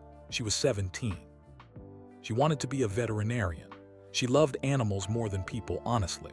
She was the best person I knew. After she died, I promised myself that if I ever got the chance to save someone else's sister, someone else's daughter, someone else's person, I would do it. No questions asked. 3 weeks ago, I saw a social media post about the need for Asian bone marrow donors, something about a new fund that was making registration free and easy. I signed up that same day. When they called and said I was a perfect match for someone, I didn't hesitate. Jennifer didn't get this chance, but you do. So please fight, please survive. Not just for yourself, but for everyone who loves you, for everyone who's waiting for you on the other side of this. You're carrying my cells now, that makes us connected. Family in a weird biological way. So fight like family fights with everything you have. I'm rooting for you. Anna Chen. P.S. I looked into our family trees. Turns out we're fourth cousins. Our great-great-grandparents were siblings in Guangdong province before they immigrated. Small world, right? Maybe that's why we matched. Or maybe it's just luck. Either way, I'm glad my cells are going to someone who's technically family." Natasha's voice broke on the last words. Tears streamed down her face. Elon stood up, moved closer, took her hand carefully through his gloves. "Fourth cousins," she whispered. "Family I never knew existed, and she saved my life because of her sister." "Jennifer," Elon said softly. "Jennifer, who died at 17, who never got this chance." Natasha looked at him, eyes red and wet. "I have to survive, I have to, not just for me, for Jennifer, for Anna, for everyone who doesn't get this chance." "You will survive." "But what if?" "No what ifs, you're going to make it, day by day, just like your mother taught you." She nodded weakly, exhausted from crying, from talking, from existing. "I'm tired," she whispered. "Then sleep. I'll be here when you wake up. You always are. I always will be. She drifted off within minutes, breathing steady, monitors beeping their constant rhythm. Elon sat back in his chair, still holding her hand. He thought about Jennifer, a 17-year-old girl who loved animals and never got to become a veterinarian, whose death had led to Anna registering as a donor, which had led to Natasha getting a second chance at life. Grief and hope tangled together in impossible ways. The door opened quietly. Dr. Patel entered, also fully gowned. How is she today? The doctor asked softly, tired, weak, but fighting. That's good. Her latest blood work shows the new cells are engrafting. It's early, but it's promising. What does that mean? It means Anna's bone marrow cells are setting up in Natasha's body, starting to produce new blood cells. If this continues, in a few weeks we should see her immune system beginning to rebuild. And if it doesn't continue, let's focus on the fact that it is continuing, one day at a time, Mr. Musk. Everyone kept saying that, one day at a time. It was maddening. Elon was used to 5-year plans and 10-year plans and plans that stretched decades into the future. But with cancer, with bone marrow transplants, with life itself, all you got was today. Dr. Patel checked Natasha's vitals, made notes on her tablet. You've been here every day for 6 weeks. Yes. Your company must miss you. My company can manage without me for a while. Can it? You run multiple billion-dollar enterprises. I have good people. They're handling things. Dr. Patel smiled slightly behind her mask. She's lucky. Most patients don't have someone who shows up like this. I'm the lucky one. She came back. After 7 years, she came back. Love is a powerful motivator. Is it love? I don't know anymore. Maybe it's just stubborn refusal to let the universe win. Those aren't mutually exclusive, you know. Elon looked at Natasha sleeping, pale and bald and beautiful in a broken kind of way. No, he said quietly. I suppose they're not. The days continued like that, endless and identical. Elon would arrive at 8 in the morning, sit with Natasha, talk to her when she was awake, work on his laptop when she slept, leave at midnight, go to his hotel, sleep 4 hours, return at 8. Her parents came too. They'd gotten an apartment nearby, took shifts with Elon so Natasha was never alone. Kimball visited twice, brought food Elon didn't eat and advice he didn't follow about taking care of himself. You look terrible, Kimball had said during his second visit. Thanks. I'm serious. When's the last time you slept a full night? I sleep. 4 hours isn't sleeping. It's collapsing from exhaustion. I'm fine. You're not fine, and you're no good to her if you end up in a hospital bed too. I said I'm fine. Kimball had left frustrated, but Elon couldn't explain, couldn't make him understand that leaving Natasha felt impossible, that every hour away felt like tempting fate, that if something happened while he wasn't there. He couldn't finish the thought. On day 43 post-transplant, Natasha's fever spiked. 103 degrees, high enough to be dangerous. They pumped her full of antibiotics, drew blood cultures, tested for every infection imaginable. Elon sat in the waiting room with her parents while doctors worked. Lynn held her rosary. David stared at the wall. Elon checked his phone compulsively as if emails could distract him from fear. Dr. Patel emerged after 2 hours. The fever broke. We caught it early, likely a minor infection from a central line. We're treating it aggressively. She should be okay. Should be, Elon repeated. Nothing is certain with transplant patients, but yes, I believe she'll recover from this. She did recover. Within 3 days, the fever was gone, but it had been a reminder, a warning that they weren't safe yet, that at any moment something could go wrong. On day 65, Natasha sat up in bed for the first time in weeks. Not for long, maybe 5 minutes, but she sat up. Look at me, she said, smiling weakly. Practically running marathons. Practically, Elon agreed, smiling back behind his mask. How many more days? 35. Day 100 is when they do the big evaluation. See if the transplant was successful, if your new immune system is working. 35 days, that's nothing. Nothing at all. Liar, it feels like forever. It does, but forever is better than the alternative. She reached for his hand. Thank you. For what? for staying, for fighting, for not giving up on me even when I gave up on us. You never gave up on us, you just took a detour. A 7-year detour. Semantics. She laughed. It was weak and short, but it was a real laugh, the first one he'd heard in weeks. I love you, she said suddenly. I know I don't get to say that anymore. I know I lost that right, but it's true. I never stopped loving you. Elon's throat felt tight. I never stopped either. Really? Really? I tried, dated other people, threw myself into work, convinced myself I'd moved on, but I hadn't. You were always there, always the person I measured everyone else against. That's not fair to them. No, it's not, but it's honest. They sat in silence, holding hands through latex gloves, two people who'd lost 7 years trying to protect each other from pain and ending up in pain anyway. When I get out of here, Natasha said, when I'm better, if I get better. When you get better. When I get better, can we start over, try again, do it right this time? Yes. Just like that, yes. Just like that, yes. She smiled. Okay then. Okay then. 35 more days. Elon counted them like a prisoner counting days until freedom. Day 66. Natasha ate solid food for the first time, half a bowl of soup. Day 70. Her hair started growing back. Tiny dark fuzz on her pale scalp. Day 75. She walked 10 steps to the bathroom by herself. Day 80. Her white blood cell count reached normal range. Day 90. Dr. Patel said the word remission for the first time. Day 100. They did the full evaluation. Bone marrow biopsy, blood tests, immune function tests. The results took 3 days of waiting, hoping, praying to gods neither of them believed in. On day 103, Dr. Patel came into Natasha's room with a smile. The transplant was successful, she said simply. The new bone marrow has fully engrafted. Your immune system is rebuilding. There's no sign of leukemia. You're in complete remission. Natasha burst into tears. Her parents burst into tears. Elon just sat there, numb with relief so powerful it felt like drowning. You're sure? He finally asked. I'm sure. She'll need to stay in isolation for another few weeks. Gradual reintroduction to the outside world. But yes, she made it. She made it. Those 3 words echoed in Elon's head. Against terrible odds, against aggressive cancer, against every fear and doubt and moment of despair, she made it. Can I go home? Natasha asked weakly. Eventually.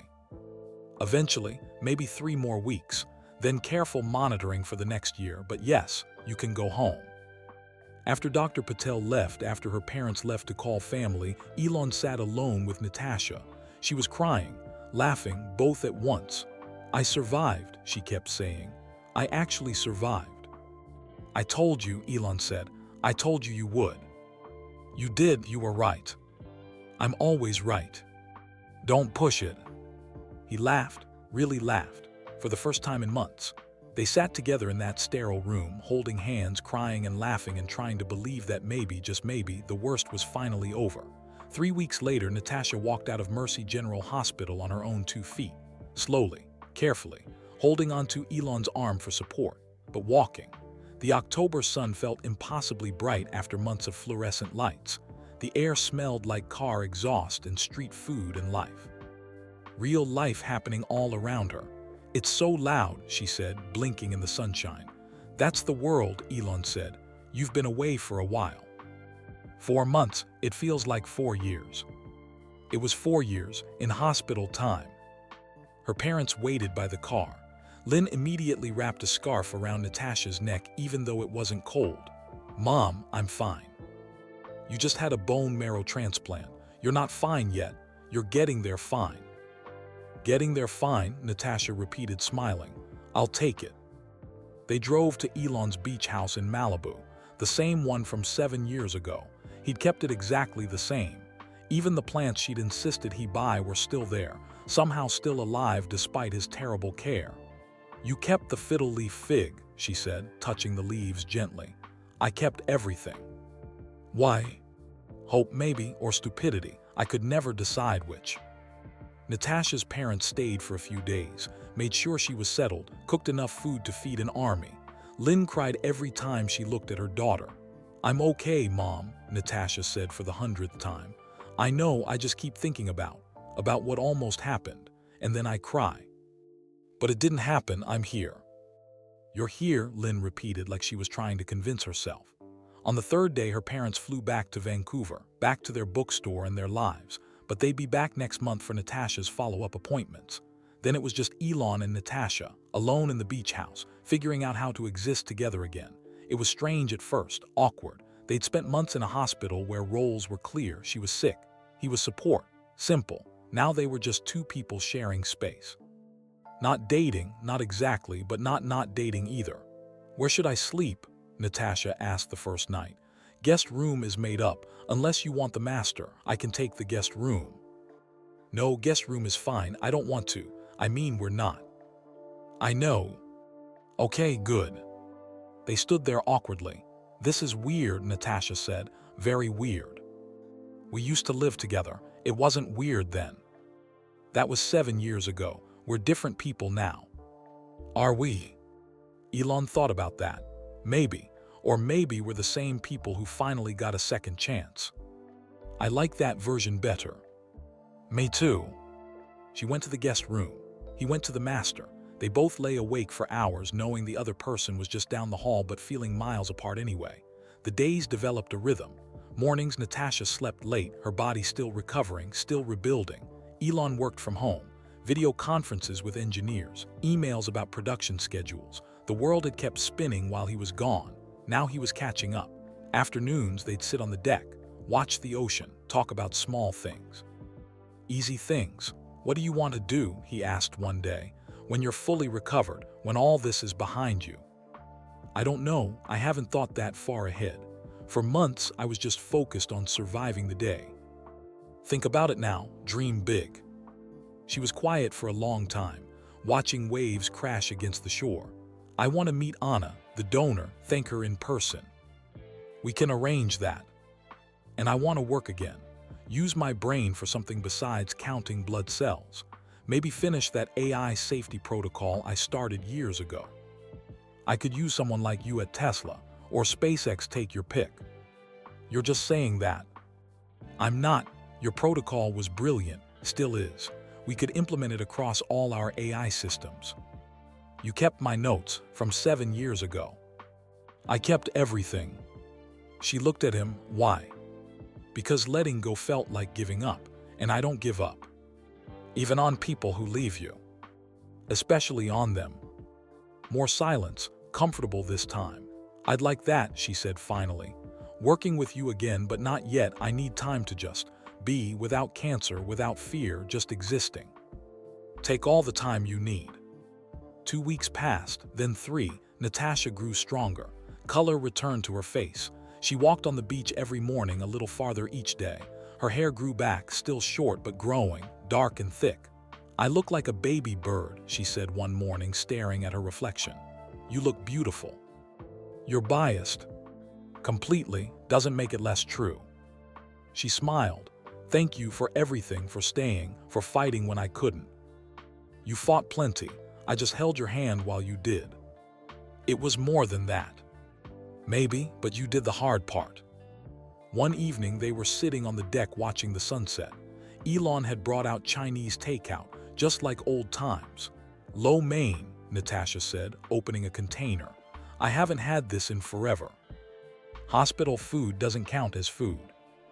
Truth, she took a bite, closed her eyes. Oh my God, I forgot food could taste like something. They ate in comfortable silence. The sky turned orange, then pink, then purple. Natasha said quietly. Yeah. I'm scared. Of what? That I'll wake up and this will be gone. That I'll be back in that hospital room. That this is just a dream my dying brain made up to make the end easier. He set down his food, moved closer, took her hand. You're not dying, you're here, this is real. How do you know? Because dying brains don't make up cold lo mein and stubborn billionaires who can't take a hint. She laughed through sudden tears.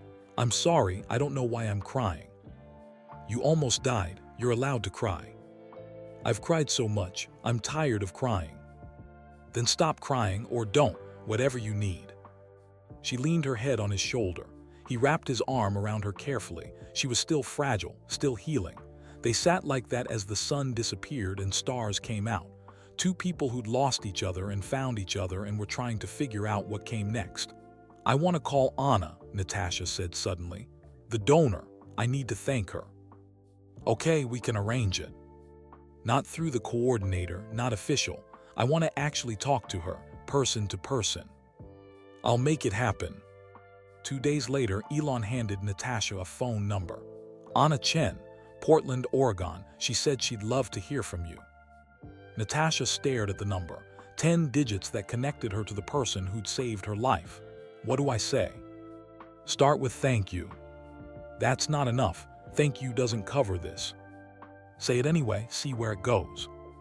Natasha took a deep breath, dialed. The phone rang 3 times. "Hello," a young woman's voice, warm, friendly. "Anna, this is Natasha Chen, the transplant recipient." "Natasha, oh my God, hi, I've been hoping you'd call. How are you feeling?" "Good, really good actually, thanks to you." "Thanks to a lot of things. Doctors, medicine, your own strength." "And your bone marrow." Anna laughed. "Well, yes, that too. I'm glad it worked. I was so worried." "You were worried?" "Of course.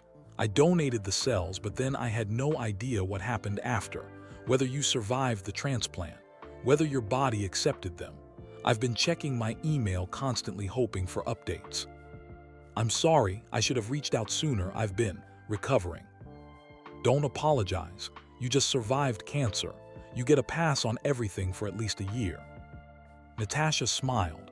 "Like this person immediately. Dr. Patel said we're 4th cousins, that our great-great-grandparents were siblings." "I know, I looked into our family tree after I found out. It's wild. My branch ended up in Oregon, yours in Vancouver, and we never knew each other existed until cancer brought us together." "That's kind of beautiful, in a weird way." "Very weird, but yes, beautiful." They talked for an hour, about families and lives, and Jennifer, Anna's sister who died at 17. "I think about her every day," Anna said quietly. "Wonder what she'd be doing now. She'd be 32, maybe married, maybe a vet like she wanted, but she didn't get that chance. So when I got the call that I matched someone, I didn't hesitate. It felt like giving Jennifer's death meaning, you know." "I'm so sorry about your sister." "Thank you, and I'm so glad you're alive." That's what Jennifer would have wanted, someone getting the chance she didn't. "I promise I won't waste it. Just live, that's all, live enough for both of you." After they hung up, Natasha sat quietly on the deck.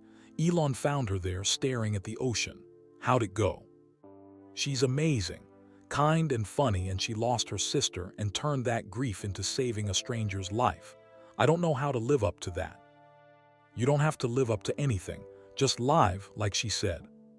"Just live," Natasha repeated. "That sounds simple." "It's the hardest thing in the world." She looked at him. "Will you help me figure out how to do it? Figure out how to live?" "Yes." "I'm probably the worst person to ask. I work 100 hours a week and forget to eat. So we'll figure it out together. 2 workaholics learning to actually exist." "Deal." That night, Natasha didn't go to the guest room. She stood at Elon's door, hesitating. He looked up from his laptop. "You okay?" Can I sleep here tonight? Not anything else, just sleep. I don't want to be alone." "Of course." She climbed into bed beside him. He turned off the laptop, turned off the lights. They lay in the darkness, not touching, just existing in the same space. She whispered. "Yeah. I'm glad I sent that voice note. On your birthday, I'm glad you came." "Me too. Even though it was hard, even though I put you through months of hell. Especially because of that. The hard parts are what make the good parts matter." She reached out in the darkness, found his hand, held it. "What happens now?" she asked. "Now you heal, really heal, get strong again." "And then we figure out what comes next, together." "Together," she repeated. "I like the sound of that." "Me too." They fell asleep holding hands. 2 people who'd survived cancer and heartbreak and 7 years of separation. 2 people who'd finally found their way back to each other. Not perfect, not fixed, still carrying scars and fears and trauma, but together, and sometimes together was enough. The next morning, Natasha woke to sun streaming through the windows and Elon already awake, watching her. "That's creepy," she said, smiling. "You're alive, I'm checking." "Still alive? Good, keep doing that." "I'll try my best." They had breakfast on the deck, coffee and toast, simple things that felt like miracles. "I've been thinking," Elon said, about what you said, starting over, doing it right this time. And I think we should, but slowly. No pressure, no expectations, just two people getting to know each other again. Like dating, but with the knowledge that we've already seen each other at our worst, so there's no pretending. I like that, honest dating. Brutal honesty dating. Even better. He smiled. "So, Natasha Chen, would you like to go on a date with me?" "When?" "Tonight, I'll pick you up at 7. "Pick me up, we live in the same house." "Semantic, 7 o'clock, wear something nice." "I'll think about it." "Think fast, time's ticking." She laughed, really laughed. The sound echoed across the deck and out toward the ocean. And for the first time in years, in 7 years actually, everything felt like it might actually be okay. Not perfect, not easy, but okay. And okay was a good place to start. 6 months had passed since Natasha left the hospital. 6 months of slow, steady healing. Her hair had grown back completely, thick and dark, falling just past her shoulders now. She wore it loose most days, still marveling that she had hair at all. Her strength had returned. She could walk the beach for miles, could climb stairs without getting winded, could laugh without her ribs hurting. The follow-up appointments had all been good, great even, no signs of cancer, blood counts normal, immune system functioning. Dr. Patel had started using the word cured instead of remission. "Cure doesn't exist with cancer," Natasha had said. "Technically, no, but you're as close as anyone gets. 5-year survival rate looks excellent. You beat it, Natasha." She'd cried in the doctor's office. Happy tears, relieved tears, tears for Jennifer who never got to hear those words. Now it was April. Spring in California meant wildflowers and warm breezes and everything feeling new. Natasha had started working again. Part-time at first, then full-time. Elon had hired her as Chief AI Safety Officer at Tesla. Her own division, her own team. Her old protocol from 7 years ago was finally being implemented across all systems. "You're really doing this," she'd said on her first day, looking at the office with her name on the door. "I told you, your work matters, it always did. You could have found someone else, someone who didn't disappear for 7 years. I didn't want someone else." They'd been dating, really dating. Dinner dates and movie dates and long drives down the coast, taking it slow, learning each other again. Some things were the same. She still beat him at chess. He still interrupted when he got excited about ideas. They still talked until sunrise about impossible problems and possible solutions. Some things were different. She was more careful now, more present, less afraid to ask for help. He was softer, more patient, less convinced he had to carry everything alone. They hadn't said "I love you" again, not since that day in the hospital. It felt too big, too scary, like saying it might jinx everything. But they both felt it. Everyone could see it. Kimball had visited last month, taken one look at them together and said, "So when's the wedding?" "There's no wedding," Elon had said. "Yet," Natasha had added, smiling. "Yet," Elon agreed. Now on this April afternoon, Natasha stood in her office at Tesla headquarters, staring at an email that had arrived 10 minutes ago. Subject: Meeting request Anna Chen. Her heart started beating faster. She talked to Anna several times over the past 6 months. Phone calls, video chats, they become friends, strange friends connected by biology and circumstance, but real friends. Anna had sent photos of Jennifer, told stories about her sister, shared grief that had turned into purpose. Natasha had told Anna about Elon, about the 7 years lost, about learning to live again. They'd promised to meet in person someday, but schedules never lined up. Portland to California, teaching job, work commitments, life getting in the way until now. The email was short. "Natasha, I have a conference in San Francisco next week. Educational technology, 3 days. I know it's short notice, but would you want to meet? Actually meet? See each other face to face. I'd really like to thank the person whose life I saved. And I'd like to hug my fourth cousin. Let me know. Anna. Natasha's hands shook as she typed back. Yes, absolutely yes. Name the time and place. I'll be there in. The response came 2 minutes later. Friday, April 18th, 2 p.m. There's a cafe near Union Square called The Grove. Coffee on me. After all, you're technically using my immune system, so we should probably coordinate. Natasha laughed through sudden tears. She called Elon immediately. Hey, I'm in a meeting. She's coming, Anna, she's coming to San Francisco. Friday, I'm going to meet her. Silence then. That's amazing, Tasha. I'm terrified. Why? Because what do you say to someone who saved your life? How do you thank someone for that? You start with thank you and figure out the rest as you go. That's what you said last time. Still true. She took a shaky breath. Will you come with me to meet her? Do you want me to? Yes, I need you there. Then I'll be there. Friday came too fast and too slow at the same time. Natasha changed clothes 3 times that morning, finally settled on jeans and a soft blue sweater. Simple, casual, not trying too hard. You look great, Elon said. I look nervous. You look great and nervous. Both can be true. They drove to San Francisco together, parked near Union Square, walked to the Grove Cafe. It was a small place, exposed brick walls, mismatched furniture, the smell of coffee and cinnamon.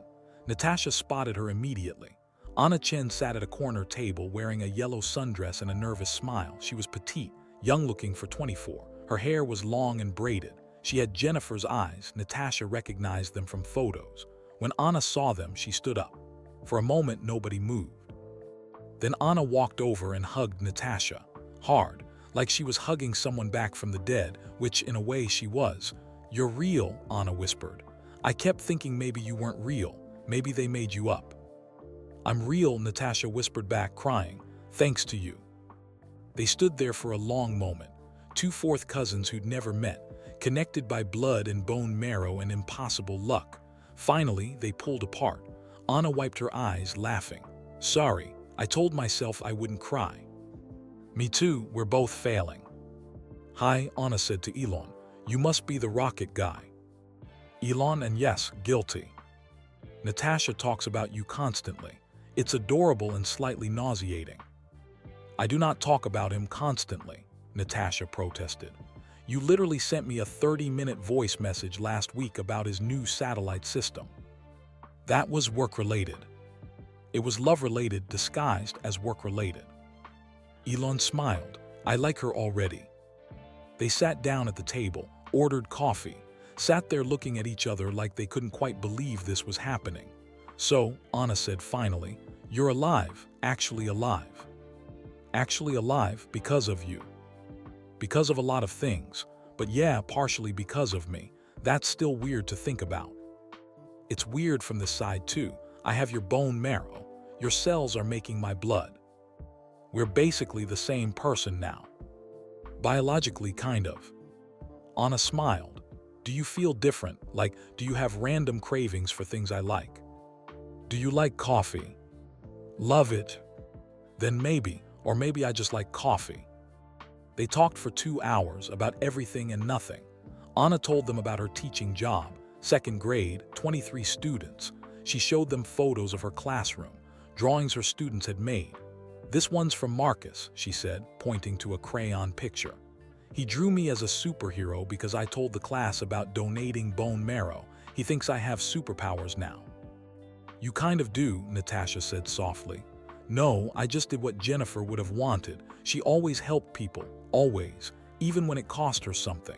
After she died, I promised I'd try to be like her. This was my chance. Tell me about her, Natasha said. About Jennifer, I want to know. Anna's face lit up. For the next 30 minutes, she talked about her sister, about Jennifer who loved animals, who rescued injured birds and stray cats, who wanted to be a veterinarian, who was funny and stubborn and kind. She was 17 when she died, Anna said quietly. Same age I am now, actually. No, wait, I'm 24. She was 17. Math is hard. Natasha smiled. You remind me of her from what you've said, the kindness, the helping. That's the best compliment you could give me. Elon had stayed quiet mostly, just listened. Watched two people connected by biology and tragedy and hope figure out how to be in each other's lives. "Can I ask you something?" Anna said suddenly to Elon. "Sure." "The fund, the Natasha Chen Donor Fund, that was you, right?" He nodded, "Yes. That's how I found out about the registry need. I saw a social media post about free registration, about finding matches for Asian patients. It was from your fund. It helped. It saved Natasha's life. If that post hadn't shown up on my feed that day, I wouldn't have registered. I wouldn't have been tested. We wouldn't be sitting here. Then I'm glad I funded it. It's done more than save Natasha. My friend's uncle found a match through that fund, and I read an article about a little boy in Seattle, 6 years old, leukemia, found a donor through your program." Elon looked uncomfortable. He never knew what to do with gratitude. It was the right thing to do. "It was expensive," Anna corrected, "and you did it anyway, that matters." Natasha took Elon's hand under the table, squeezed it. He squeezed back. "So what now?" Anna asked. "For you too, what happens next?" Natasha and Elon looked at each other. "We're figuring it out," Natasha said. "Day by day, no big plans, just living." "That's beautiful. After everything you went through, you deserve simple." "What about you?" Elon asked Anna. "What's next for you?" "Teaching, definitely teaching. I love those kids, but also," she hesitated, "I've been thinking about going back to school, maybe becoming a guidance counselor, working with kids who have lost siblings, who have dealt with grief, turning my experience into something helpful." "That's perfect for you," Natasha said. "You think. I know you have Jennifer's kindness, her drive to help, you should use it." Anna's eyes filled with tears. "She'd like you, Jennifer, she'd like you a lot. I wish I could have met her." "Me too, but in a weird way she's part of this, part of us meeting, part of you surviving. Her death led to my promise. My promise led to your life. That's not nothing." "That's everything," Natasha whispered. They talked until the cafe started closing, until the barista started giving them looks. Outside on the San Francisco sidewalk they hugged again. "Thank you," Natasha said, "for everything, for yourselves, for your courage, for Jennifer's memory, all of it." "Thank you for fighting," Anna replied, "for surviving, for making my donation matter." "Will I see you again?" "Of course, we're fourth cousins. We're stuck with each other now." "Good, I want to be stuck with you." They exchanged one more hug. Then Anna walked toward her hotel, turned back once, waved. Natasha waved back, crying again. Elon put his arm around her. "You okay?" "Better than okay. I just met the person who saved my life, the person who gave me a future." "How does it feel?" "Overwhelming, grateful, lucky, so impossibly lucky." They walked back to the car slowly, no rush, just existing in the moment. Natasha said, "Yeah. I'm ready." "Ready for what?" She stopped walking, turned to face him. "Ready to stop being scared, ready to stop holding back, ready to actually live the life Anna gave me." "What does that mean?" "It means I love you. I've loved you for 7 years, through cancer and separation and fear, and I'm done pretending I don't. I'm done being careful. Life's too short and too precious to waste on fear." Elon stared at her. The San Francisco street busy around them, people walking past, cars honking, life happening. "I love you too," he said. "I never stopped." "I know, but I needed to say it, needed you to hear it. We almost didn't get this chance. We almost lost everything. I don't want to waste another minute pretending what I feel isn't real." He pulled her close, kissed her there on the sidewalk, not caring who saw. When they pulled apart, both were crying. "So what now?" he asked. "What comes next?" "Now we live, really live, together. No more what ifs or maybes or somedays, just us now." "Now," he repeated. "I like that." "Me too." They got in the car and drove back to Malibu, back to the beach house, back to their life that had almost never happened. That night Natasha didn't go to the guest room. She stayed with Elon in their room, their bed, their future. And for the first time in 7 years, everything felt right, not perfect. Not without scars, not without memories of hospital rooms and fear and pain, but right, whole, complete. Two people who'd lost each other and found each other and refused to let go again. Two people who'd learned that love wasn't just about the easy moments. It was about fighting through the impossible ones, about showing up when things were hard, about choosing each other every single day.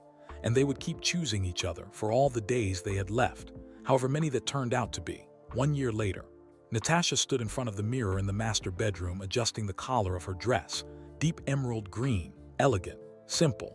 Her hair was long now, falling in waves past her shoulders. She looked healthy, alive, strong. A year ago, she'd been fighting for every breath. Now she was getting ready for a party, not just any party, a celebration. The Natasha Chen Donor Fund's first anniversary gala, a night to honor donors and recipients, to raise more money, to save more lives. Anna would be there, flying in from Portland with her boyfriend, a science teacher she'd met 6 months ago. They'd all have dinner together tomorrow.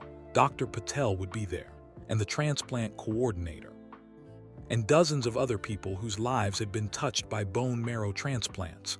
"You almost ready?" Elon called from downstairs. "Almost. Give me 5 minutes."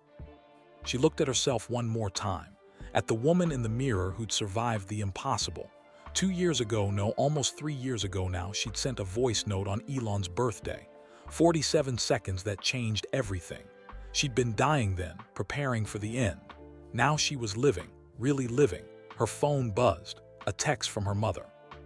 "We're at the venue, it's beautiful, so proud of you, Mom." Natasha smiled. Her parents had flown down yesterday. They were staying the whole week. Her father wanted to see SpaceX, her mother wanted to cook for them. "Family should cook for family," Lynn had said, "even if that family includes a billionaire who can afford any restaurant." Natasha grabbed her clutch and headed downstairs. Elon stood at the bottom wearing a dark suit. He looked handsome, more relaxed than he'd been 3 years ago, less manic, more present. "Wow," he said when he saw her. "Is that good wow or bad wow?" "Very good wow, you look incredible. You clean up pretty well yourself." He offered his arm. "Shall we?" "We shall." The gala was at a hotel ballroom in downtown San Francisco. Elegant, sophisticated, string quartet playing softly, tables decorated with white flowers and candles. 200 people filled the room, donors and recipients, doctors and families, people whose lives had intersected through the lottery of genetic matching. Natasha felt overwhelmed the moment they walked in. "There are so many people," she whispered to Elon. "They're all here because of you, because of what you survived, what you inspired." "I didn't inspire anything, I just didn't die." "You did more than not die, you lived, and you told your story. That matters to people." A woman approached them, middle-aged, elegant, tears in her eyes. "Natasha Chen?" she asked. "Yes." "My son is alive because of your fund. He's 8 years old, leukemia. We found a donor through your program 6 months ago. He just finished recovery. He's home, he's healthy." The woman's voice broke. Thank you for what you did." Natasha hugged her, this stranger, this mother. I'm so glad he's okay." "He drew you a picture, I have it in my purse. Can I show you?" "Please." The picture was crayon on construction paper, a stick figure labeled Natasha with a cape, flying through the sky, saving people below. "He thinks you're a superhero," the woman said. Natasha stared at the drawing, tears blurring her vision. "I'm not, I'm just someone who got lucky." "To him, you're everything. You made it possible for him to live. That's a superhero in my book." The evening continued like that. Person after person, story after story. A teenage girl who'd survived lymphoma, found a donor through the fund, a father whose wife was in remission, matched last month. A young man who donated bone marrow to a stranger, said it was the most meaningful thing he'd ever done. Natasha listened to every story, hugged every person, cried more times than she could count. Anna found her near the dessert table. "There's the woman of the hour," Anna said, hugging her tight. "I'm not the woman of anything. This is overwhelming. This is beautiful. Look at all these people. Look at all these lives saved. Because of you, you started it, your donation.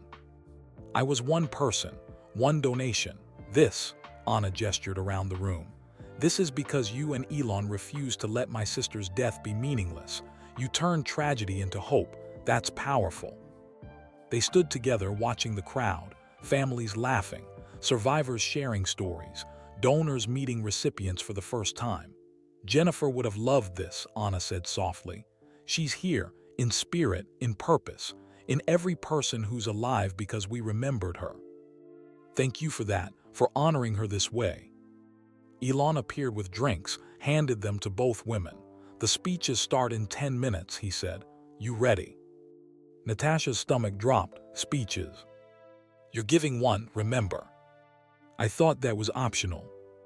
It was. You said yes 3 weeks ago. Past me was stupid. Present me as terrified. You'll be great, Anna said. Just tell them what you told me, about surviving, about fighting, about Anna and Jennifer and second chances. That's not a speech, that's my life. Exactly, that's what they need to hear. The lights dimmed. The string quartet stopped playing. A woman took the stage, the event coordinator. She welcomed everyone, talked about the fund's impact, shared statistics about lives saved. Then she said, and now I'd like to introduce the person this is all about, the survivor who inspired this movement, Natasha Chen. Applause filled the room, loud, sustained. Natasha's legs felt like water. Elon squeezed her hand. You've got this. She walked to the stage, stood behind the microphone, looked out at 200 faces, strangers, friends, people connected by survival and loss and hope. She took a breath. 3 years ago, she started, voice shaking slightly, I sent a voice note to my ex-boyfriend on his birthday. I was dying. I had weeks, maybe months, and I wanted him to know the truth about why I'd left him 7 years earlier. The room was completely silent. I didn't send that message expecting to survive. I sent it as a goodbye, as an apology, as a way to clear my conscience before the end. She found Elon in the crowd. He was watching her, steady, present. But something impossible happened. My ex-boyfriend, Elon, who's here tonight, he didn't let me say goodbye. He showed up. He fought. He funded a program that found me a donor, a perfect match, my fourth cousin who I'd never met. Anna waved from her table. Several people turned to look. Anna donated her bone marrow because her sister Jennifer died of leukemia at 17. Jennifer never got a second chance, but Anna made sure I did. Natasha's voice cracked. She paused, collected herself. I'm not standing here tonight because I'm special. I'm standing here because I got lucky. Lucky in my genetics, lucky in my timing, lucky that someone created a fund that made testing free and accessible, lucky that Anna saw a social media post on the exact right day. She looked around the room. But luck isn't enough. Luck is just possibility. What matters is what we do with that possibility. Whether we fight when the odds are terrible, whether we show up when things are hard, whether we turn our own survival into something that helps others survive too. People were crying now. Natasha could see it. Families holding hands, donors and recipients embracing. This fund isn't about me, it's about Jennifer, and every person who died before finding a match, and every person sitting in a hospital room right now hoping someone out there shares their genetic code. It's about turning tragedy into purpose, fear into action, luck into love. She paused, looked directly at Elon.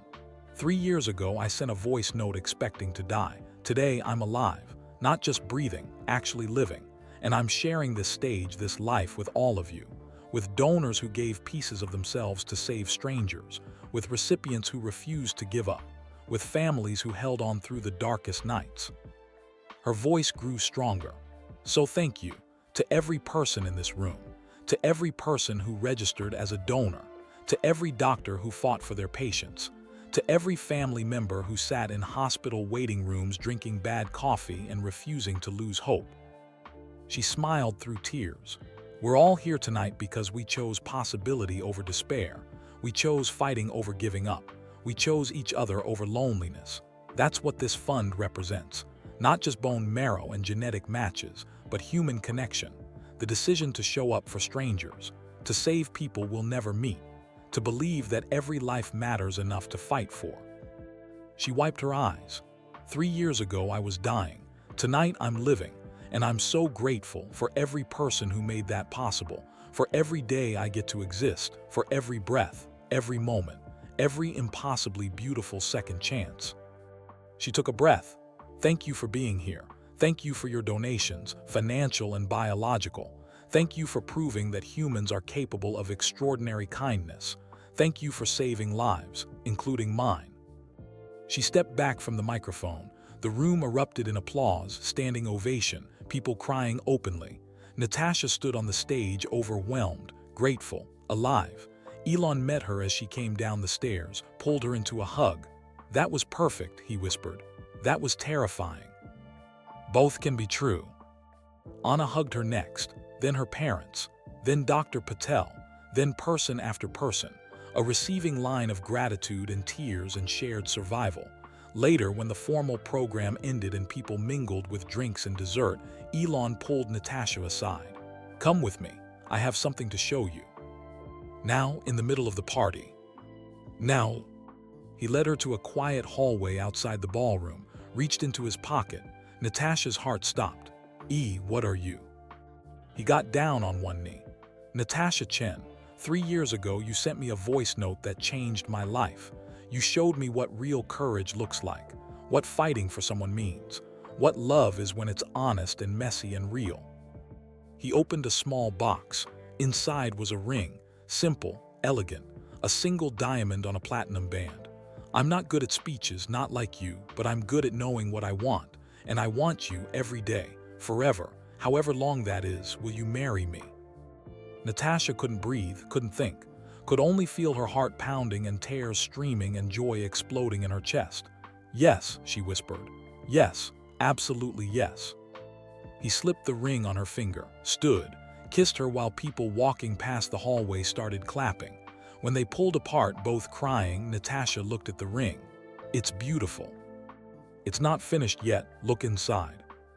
She took it off, looked at the engraving inside the band. 47 seconds, forever changed. She laughed through tears, the voice note. The voice note that saved both of us. I thought I was saying goodbye. You were saying hello, we just didn't know it yet. They stood in that hallway holding each other while the party continued without them. Two people who'd survived the impossible. Two people who'd found each other twice. Two people who refused to waste another moment on fear or doubt or holding back. When should we get married? Natasha asked. Tomorrow, next week. I don't care, soon. My mother will murder us if we don't have a proper wedding. Then we'll have a proper wedding, whatever you want, as long as at the end of it you're my wife. Your wife, she repeated, testing the words, loving how they sounded. I like that. Me too. They walked back into the ballroom together, engaged, committed, ready for whatever came next. Anna saw the ring first, screamed, ran over, hugged them both. Finally, I've been waiting for this since I met you. It's been less than a year, Natasha protested. Some things you just know, you two were always inevitable. Natasha's parents were next. Her mother cried. Her father shook Elon's hand gravely, then pulled him into a hug. You take care of my daughter, David said. I will, I promise. And you, Lynn said to Natasha, you take care of him. He needs someone to remind him he's human. I will, Mom, I promise. The party continued late into the night. Celebration piled on celebration. Lives saved, love found, futures that almost never happened. Near midnight, Natasha and Elon slipped outside to the hotel balcony. The city spread below them, lights and life and possibility. Do you ever think about it? Natasha asked.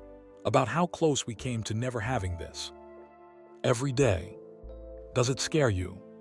Terrifies me, but it also makes me grateful. We got a second chance. Most people don't. We can't waste it. We won't. She leaned her head on his shoulder. He wrapped his arm around her. Yeah. Thank you for not deleting my number. Thank you for being brave enough to call. They stood there as the clock struck midnight, as the date changed, as one day became another, just two people, two survivors, two fighters who'd refused to give up on each other or themselves. And somewhere in Portland, Anna Chen lay in bed looking at photos from the gala, smiling at pictures of Natasha and Elon, of survivors and donors, of families reunited with children they'd almost lost. We did it, Jennifer, she whispered to the darkness, to her sister, to the girl who never got to see 18. We saved her, and she saved so many others. Your death wasn't for nothing. It meant everything. And somewhere in heaven, or wherever the dead go when they're remembered with love, maybe Jennifer smiled too. Maybe she saw the lives saved in her name. Maybe she knew that her death had created a ripple that became a wave that became an ocean of hope. Or maybe death was just death, meaningless, final, gone. But the living chose to believe otherwise, chose to believe that loss could become purpose, that tragedy could become triumph, that a 47-second voice note could change everything. And sometimes belief was enough to make impossible things real. 6 months after the engagement, Natasha stood in a small dressing room at the Malibu beach house, staring at herself in the full-length mirror. The wedding dress was simple, ivory silk, no train, no elaborate details, just clean lines and elegance, exactly what she wanted. Her mother stood behind her, adjusting the veil. Lynn's hands trembled slightly. "You look beautiful, my daughter." "I look nervous." "You look both. Both is allowed on your wedding day." Anna sat on a chair nearby, wearing her bridesmaid dress, soft blue, the color of the ocean outside. She was scrolling through her phone, smiling at something. "What's funny?" Natasha asked. "Marcus, one of my second graders, drew you another superhero picture when I told him you were getting married. You're flying with a cape again, but this time Elon's flying next to you." "Can I see it?" Anna held up her phone. The crayon drawing showed two stick figures with capes holding hands flying over a city, hearts drawn everywhere. Natasha's eyes filled with tears. "Don't you dare cry," Lynn said sharply. "I just finished your makeup." "Too late," Natasha laughed, wiping carefully under her eyes. A knock on the door, her father's voice. "Everyone decent." "Come in, Dad." David entered wearing his suit. He stopped when he saw Natasha. His face did something complicated. Pride and sadness and joy all mixed together. "Oh, my little girl." "Dad, please. Mom already made me cry." "I'm allowed. It's my job to cry at your wedding." He crossed the room, took both her hands, looked at her seriously. "I'm proud of you for surviving, for fighting, for choosing to live even when it was easier to give up. You're the strongest person I know. I learned from you and Mom. We learned from you too. You taught us that love means letting people make their own choices, even when those choices hurt us, even when we want to protect them from everything." Natasha understood. He was talking about 7 years ago, when she'd left without telling anyone, when she'd pushed everyone away. "I'm sorry," she whispered, "for leaving, for not letting you help. I know, and I forgive you, we all do. You were scared, you did what you thought was right. It was wrong. Maybe, but it led you here, to today, to him. Maybe everything had to happen exactly as it did." That's very philosophical for a man who runs a bookstore. He smiled. "Books teach you things like forgiveness, like second chances, like the fact that stories don't always follow straight lines. Sometimes they loop and twist and come back to where they started, but better, stronger." Music started playing outside, string quartet, soft and beautiful. "That's the signal," Anna said, standing. "Time to get married." Lynn kissed Natasha's cheek. "Be happy, my daughter. That's all I ever wanted for you."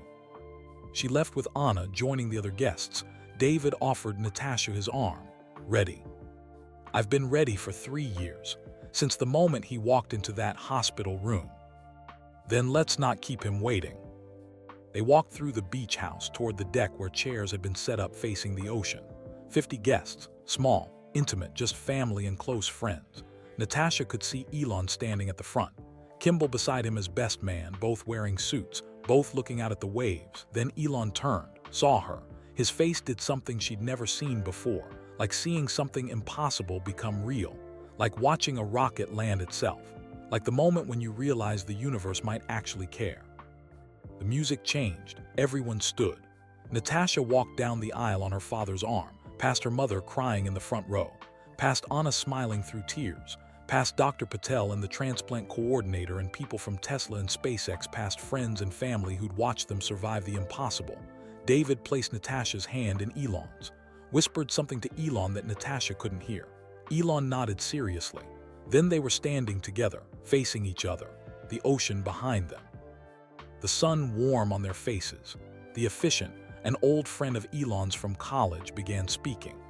"We're gathered here today to celebrate something rare. Not just a marriage, but a reunion. Not just love, but survival. Not just two people committing to each other, but two people who have already been tested by the hardest things life can throw at us and chose each other anyway. Natasha looked at Elon, really looked, at the man who'd walked out of a meeting when he heard her voice note, who'd driven 3 hours to see her, who'd stayed through months of hospitals and fear, who'd refused to give up even when giving up made sense. Elon and Natasha have written their own vows, the officiant continued. Elon, would you like to go first? Elon took both of Natasha's hands. His were shaking slightly. I'm not good at this, he started. At feelings, at saying what I mean without it coming out wrong, but I'm going to try. He took a breath. 3 years ago, you sent me a voice note, 47 seconds long, and in that message you told me a truth I didn't know, that you'd been sick, that you'd left to protect me, that you still thought about me after 7 years. His voice got rougher. I spent 7 years thinking I wasn't enough, that I'd done something wrong, that the problem was me, and it hurt. It hurt so much I tried to pretend it didn't, tried to bury it in work and rockets and plans to colonize Mars. People laughed softly, but then I heard your voice, and everything changed. I realized the problem was never me, or you. The problem was fear, your fear of being a burden, my fear of failing someone I loved. Both of us so scared of hurting each other that we hurt each other anyway. He squeezed her hands. These past 3 years I've learned what real love looks like. It's not pretty. It's not easy. It's sitting in hospitals at 3 in the morning. It's holding someone's hand while they throw up from chemo. It's being scared every single day that you're going to lose them, and showing up anyway, choosing them anyway, fighting anyway. Tears ran down Natasha's face. You taught me that being human isn't a weakness, that needing people doesn't make you less, that the impossible becomes possible when you refuse to quit. So today, I'm making you a promise. I promise to show up, every day, every hard moment, every impossible challenge. I promise to let you see me scared, to ask for help when I need it, to be human with you instead of hiding behind work. His voice cracked, and I promise to keep fighting, for you, for us, for every extra day we get together, because you didn't survive cancer twice just to have a half-hearted marriage to a workaholic who forgets to eat. You deserve someone who shows up completely, who loves you completely, and I'm going to spend the rest of my life trying to be that person. He finished, wiped his eyes with the back of his hand. The officiant turned to Natasha. Natasha. She took a shaky breath, looked at the faces watching them, at Anna crying, at her parents holding hands, at all these people who'd helped her survive. Then she looked back at Elon. When I was 28 years old, I got diagnosed with cancer, and I made the worst decision of my life. I decided to face it alone. I told myself I was being brave, being noble, protecting you from pain. She shook her head, but I was just scared, scared of being vulnerable, scared of being seen at my worst, scared that if you saw me sick and weak and dying, you'd realize I wasn't worth staying for. Her voice broke. 7 years later, when the cancer came back, I was still scared, but I was more scared of dying with lies between us, of you spending the rest of your life thinking you weren't enough. So I sent you that voice note, and you came. She smiled through tears.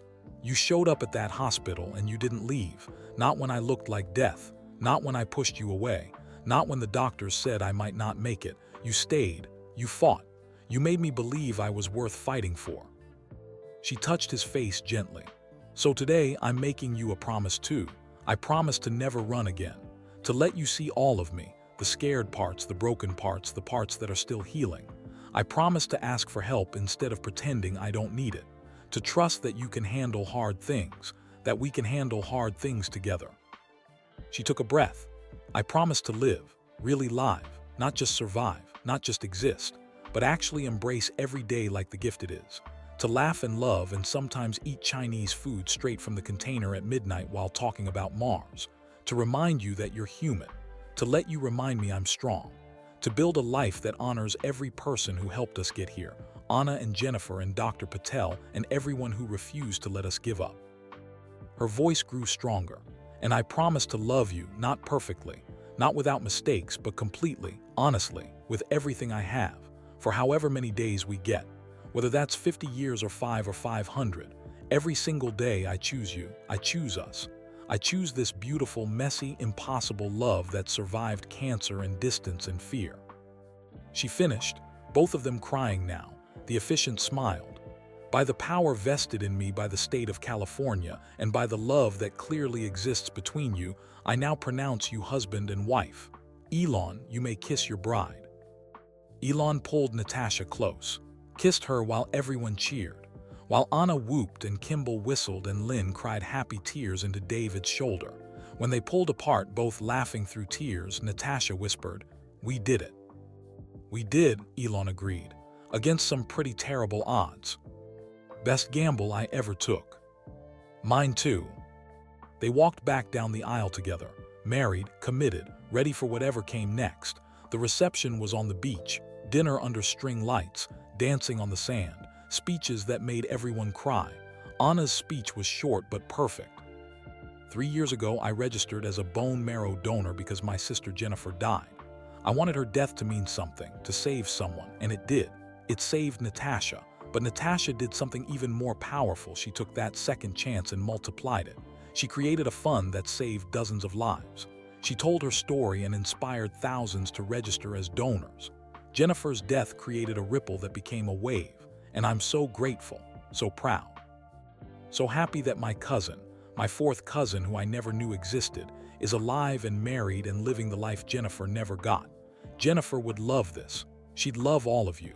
So let's raise a glass to Jennifer, to second chances, to impossible love, and to Natasha and Elon. May you have a lifetime of bad Chinese food and good arguments and love that refuses to quit." Everyone drank, cried, hugged. Later, as the sun set over the Pacific, Natasha and Elon stood at the edge of the water. "What are you thinking?" he asked. "I'm thinking about that voice note, the one I sent 3 years ago." "What about it?" "I almost didn't send it. I recorded it probably 20 times, deleted it 19 times, kept talking myself out of it, telling myself you'd moved on, that disturbing your life after 7 years was selfish." "What changed your mind?" "I found an old journal entry from when we were together. I'd written, 'He asked me today what I wanted from life. I told him I wanted to build things that mattered, see Mars someday, and grow old with someone who saw me as an equal.'" She looked at him. Reading that, dying in a hospital bed, I realized I'd given up on all of it. I'd stopped building things, stopped dreaming about Mars, accepted dying alone because I was too scared to ask for help. And I thought, what if I could have one more chance? What if I was brave for just 47 seconds? What if I sent the message and he didn't hate me? "I could never hate you." I didn't know that then, but I decided to risk it, to be brave for less than a minute, and it changed everything. Elon pulled her close. 47 seconds, that's all it took. That's all it ever takes. One moment of courage, one decision to be vulnerable, one choice to ask for help instead of hiding. They stood together as the sun disappeared and stars emerged. "Do you believe in fate?" Natasha asked suddenly. "No, I believe in math and probability and statistics." "That's not what I asked." He thought about it. Maybe sometimes the universe lines things up just right. You send a message at the exact moment I can receive it. Anna sees a social media post on the exact day she decides to register. Genetic codes match against impossible odds. Maybe that's fate, or maybe it's just luck. I don't know. "What do you believe?" "I believe we make our own fate, by trying, by refusing to quit, by choosing each other every day even when it's hard. That's not destiny, that's work. Beautiful, difficult work." Natasha smiled. "I like that better anyway. Fate sounds passive, like we had no choice, but we did have choices, so many choices, and we chose each other. That matters more than destiny." "It does." Music drifted from the reception. Their first dance song. They'd chosen it together last week. "We should get back," Natasha said. "People will notice we're gone." "Let them notice. I'm exactly where I want to be. On a beach in the dark. With you, that's all that matters." They walked back to the party hand in hand, to their family and friends, to Anna and Dr. Patel and everyone who'd fought for them to have this moment. The dancing continued late into the night. At one point, Elon pulled Natasha close and whispered, "Thank you." For what? For being brave enough to send that voice note, for giving us a second chance, for surviving when survival seemed impossible. Thank you for showing up, for staying, for loving me through the worst parts. Always for the rest of our lives, however long that is. However long that is, she agreed. Near midnight, they cut the cake, made toasts, threw the bouquet which Anna caught and immediately tried to give back. Keep it, Natasha laughed. You deserve your own happy ending. I'm working on it, Anna said, glancing at her boyfriend across the room. Slowly, carefully, learning from your mistakes. What mistakes? Waiting 7 years, don't do that. Life's too short. Wise words from someone who's 24. I learned from the best. My sister, my cousin, both taught me not to waste time on fear. They hugged, two fourth cousins connected by bone marrow and tragedy and hope. I'm glad you exist, Natasha whispered. I'm glad you exist too, and I'm glad you're staying that way. At 1 in the morning, the last guests left. The caterers cleaned up. The string lights kept glowing over the empty beach. Natasha and Elon stood on the deck, just the two of them. We're married, Natasha said, like she was testing the words. We are. That's weird. Good weird or bad weird? Best weird, forever weird. He kissed her, soft and sweet and full of promise. Ready for bed, he asked. It's been a long day. Best day, but yes, exhausted.